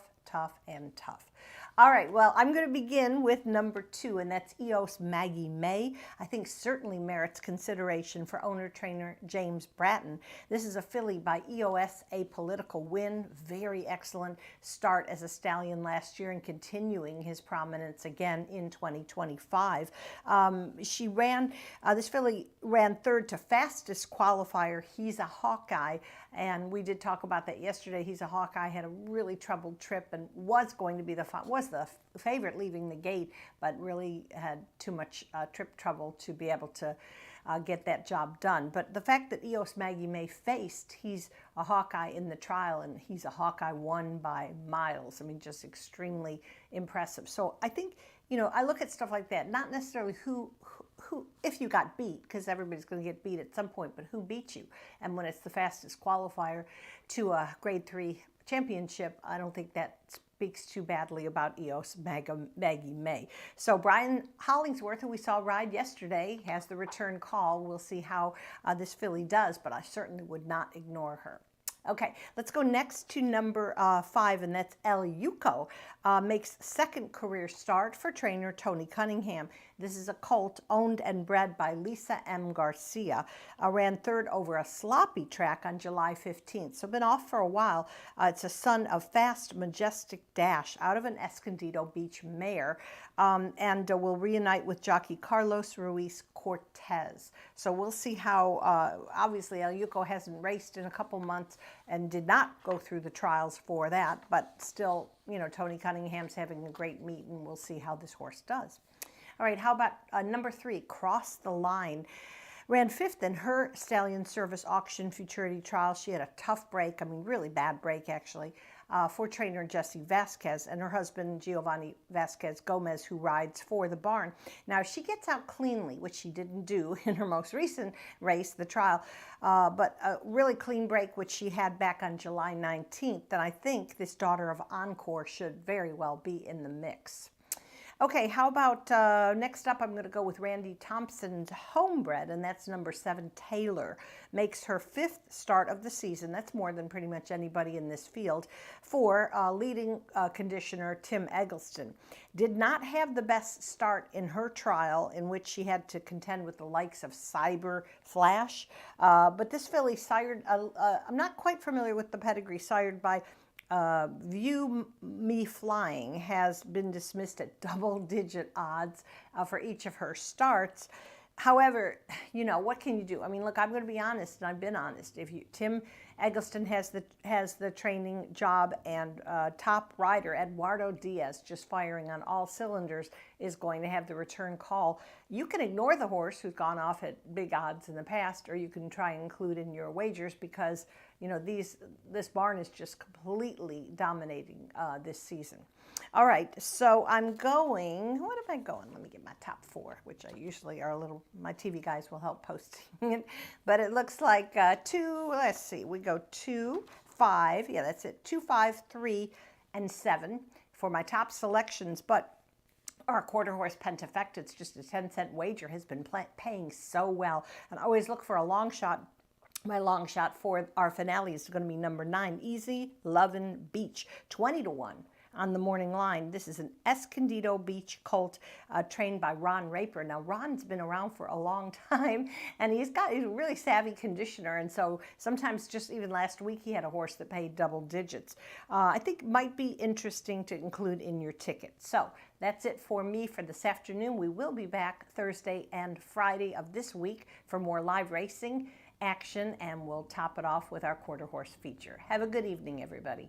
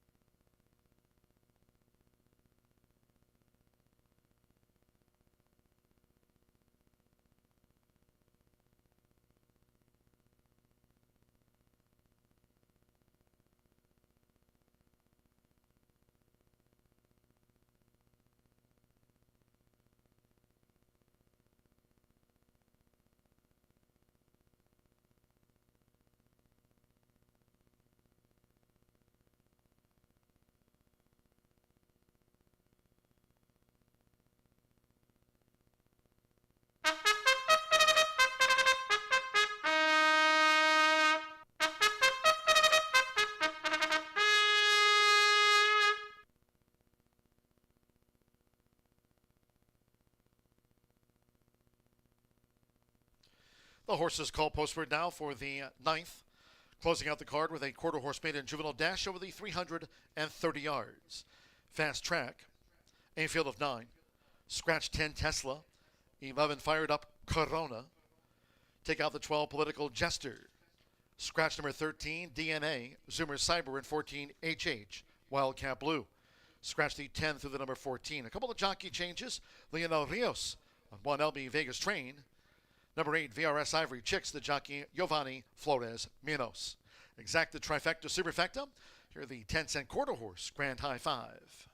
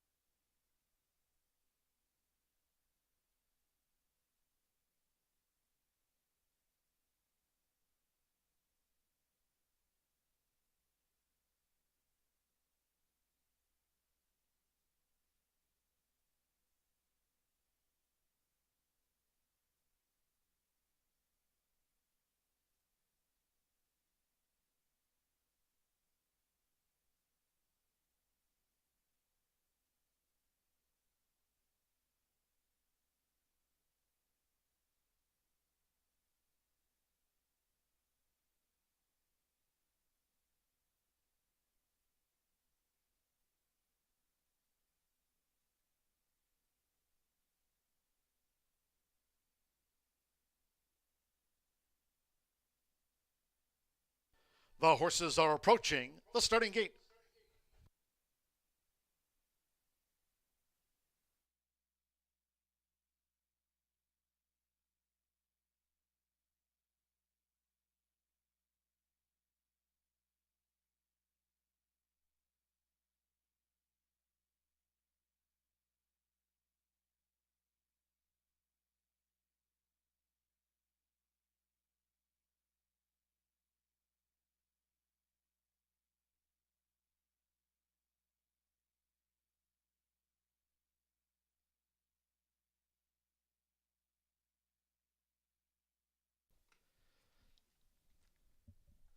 The horses have reached the starting gate.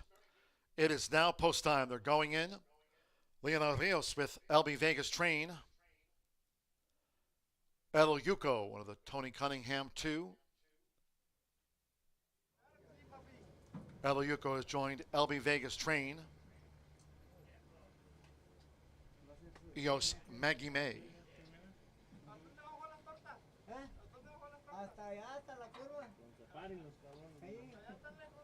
With Danny Martinez, Absolute Domination has joined Del Yuko. Taylor. Eos Maggie May. Brian Hollingsworth has a win this week.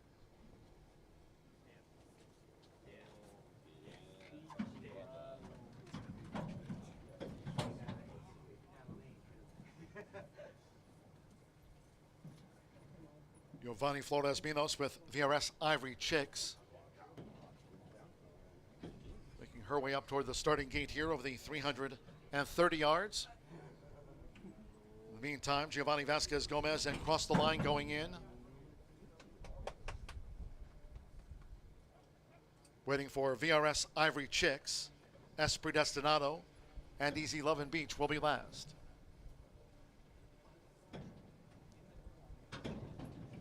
VRS Ivory Chicks, even money, the final favorite in. Two back, up comes S Predestinado. 10-1. The son of Mozumo here over the 330 yards. One more. Francisco Quintero with Easy Lovin' Beach. Fast track. No win for the finale. Ready for Easy Lovin' Beach. Thursday post time, 2:10. Last of the day. All in. Ready. Off the Wednesday finale. El Yuko broke well between horses, but exchanged a bump with absolute domination. Nearest the inside, Eos Maggie May past the 220, crossed the line. Here comes VRS Ivory Chicks. It's VRS Ivory Chicks with Eos Maggie May the rail. Eos Maggie May and VRS Ivory Chicks, and they were joined by Easy Lovin' Beach. And then next across was Taylor in a wild scramble to the maiden.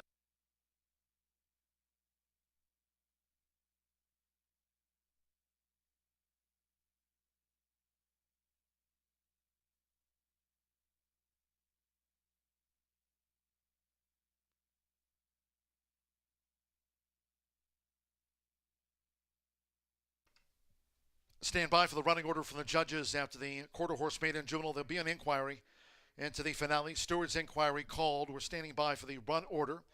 2-9 the first two, then photos inquiry. 2 Eos Maggie May, 7-1 first, edged 9. Easy Lovin' Beach, 39-1 on the runner-up. Narrow margin between them. 2-9 after the photo. Eos Maggie May cross the line with VRS Ivory Chicks and Taylor. Stand by for the full order. Stewards inquiry. Brian Hollingsworth here for James Bratton, Eos Maggie May. She's a bridesmaid no more.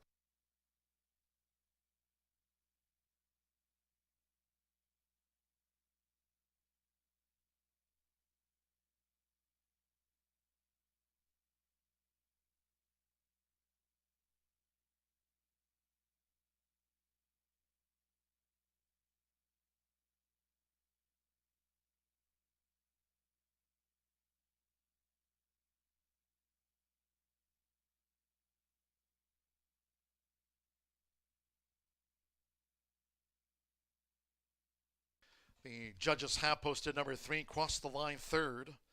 8 VRS Ivory Chicks was fourth. 7 Taylor fifth. 2-9, 3-8, and the 7 for the quarter horse Pentafecta. 17.261 seconds. Fast no wind, 17.261. Clock Eos Maggie May.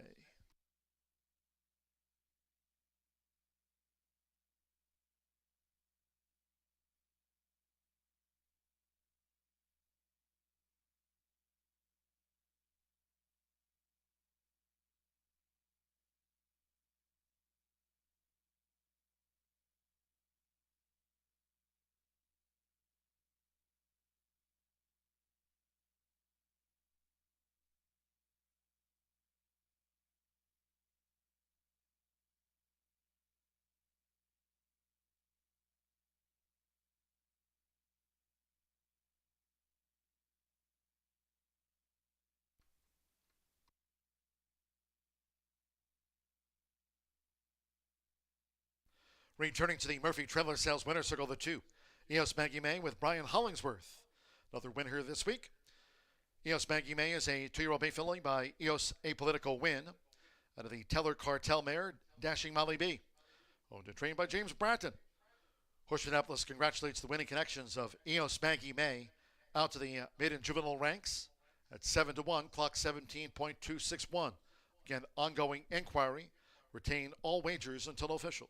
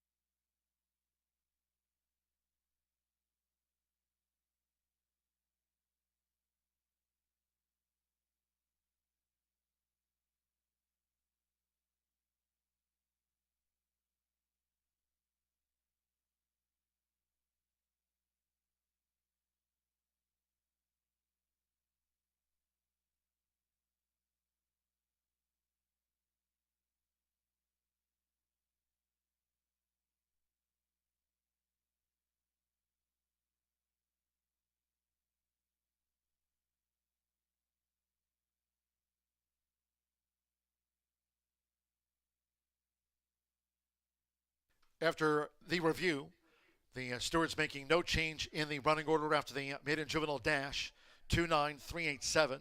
The stewards reviewed the running of race 9. No changes in the order after the maiden juvenile, 17.261. 29387.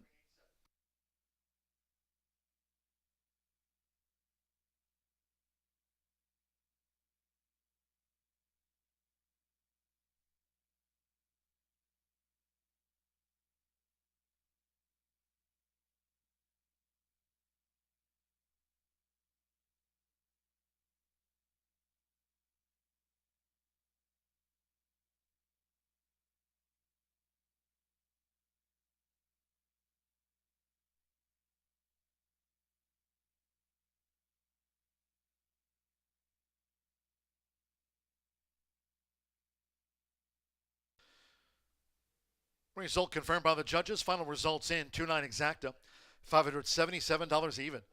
50-cent trifecta, $961.75. 50-cent pick 3, 3 with the 8 with the 2, EOS Maggie May. Pick 3 returned $123.45. 8 2 late double, $122.40. 10-cent quarter horse superfecta, 2938. VRS Ivory Chicks ran fourth, $581.38. With Taylor fifth, the 10-cent quarter horse, grand high 5, 29387 for the pentafecta, $1,455.49. 17.261 seconds for that quarter horse maiden juvenile fast track, and there was no wind in the finale. That concludes our live racing program for today. We thank all that joined us here on track, and cheers to all who tuned in. No live racing back here. No live racing this weekend on Saturday, Sunday, but we're back tomorrow and on Friday. Thursday and Friday post time from 2:10 p.m. Eastern. Until next time, for all of us here at the track, it's been my pleasure from the broadcast booth. Track announcer John G. Dooley saying good night from Horseshoe, Indianapolis.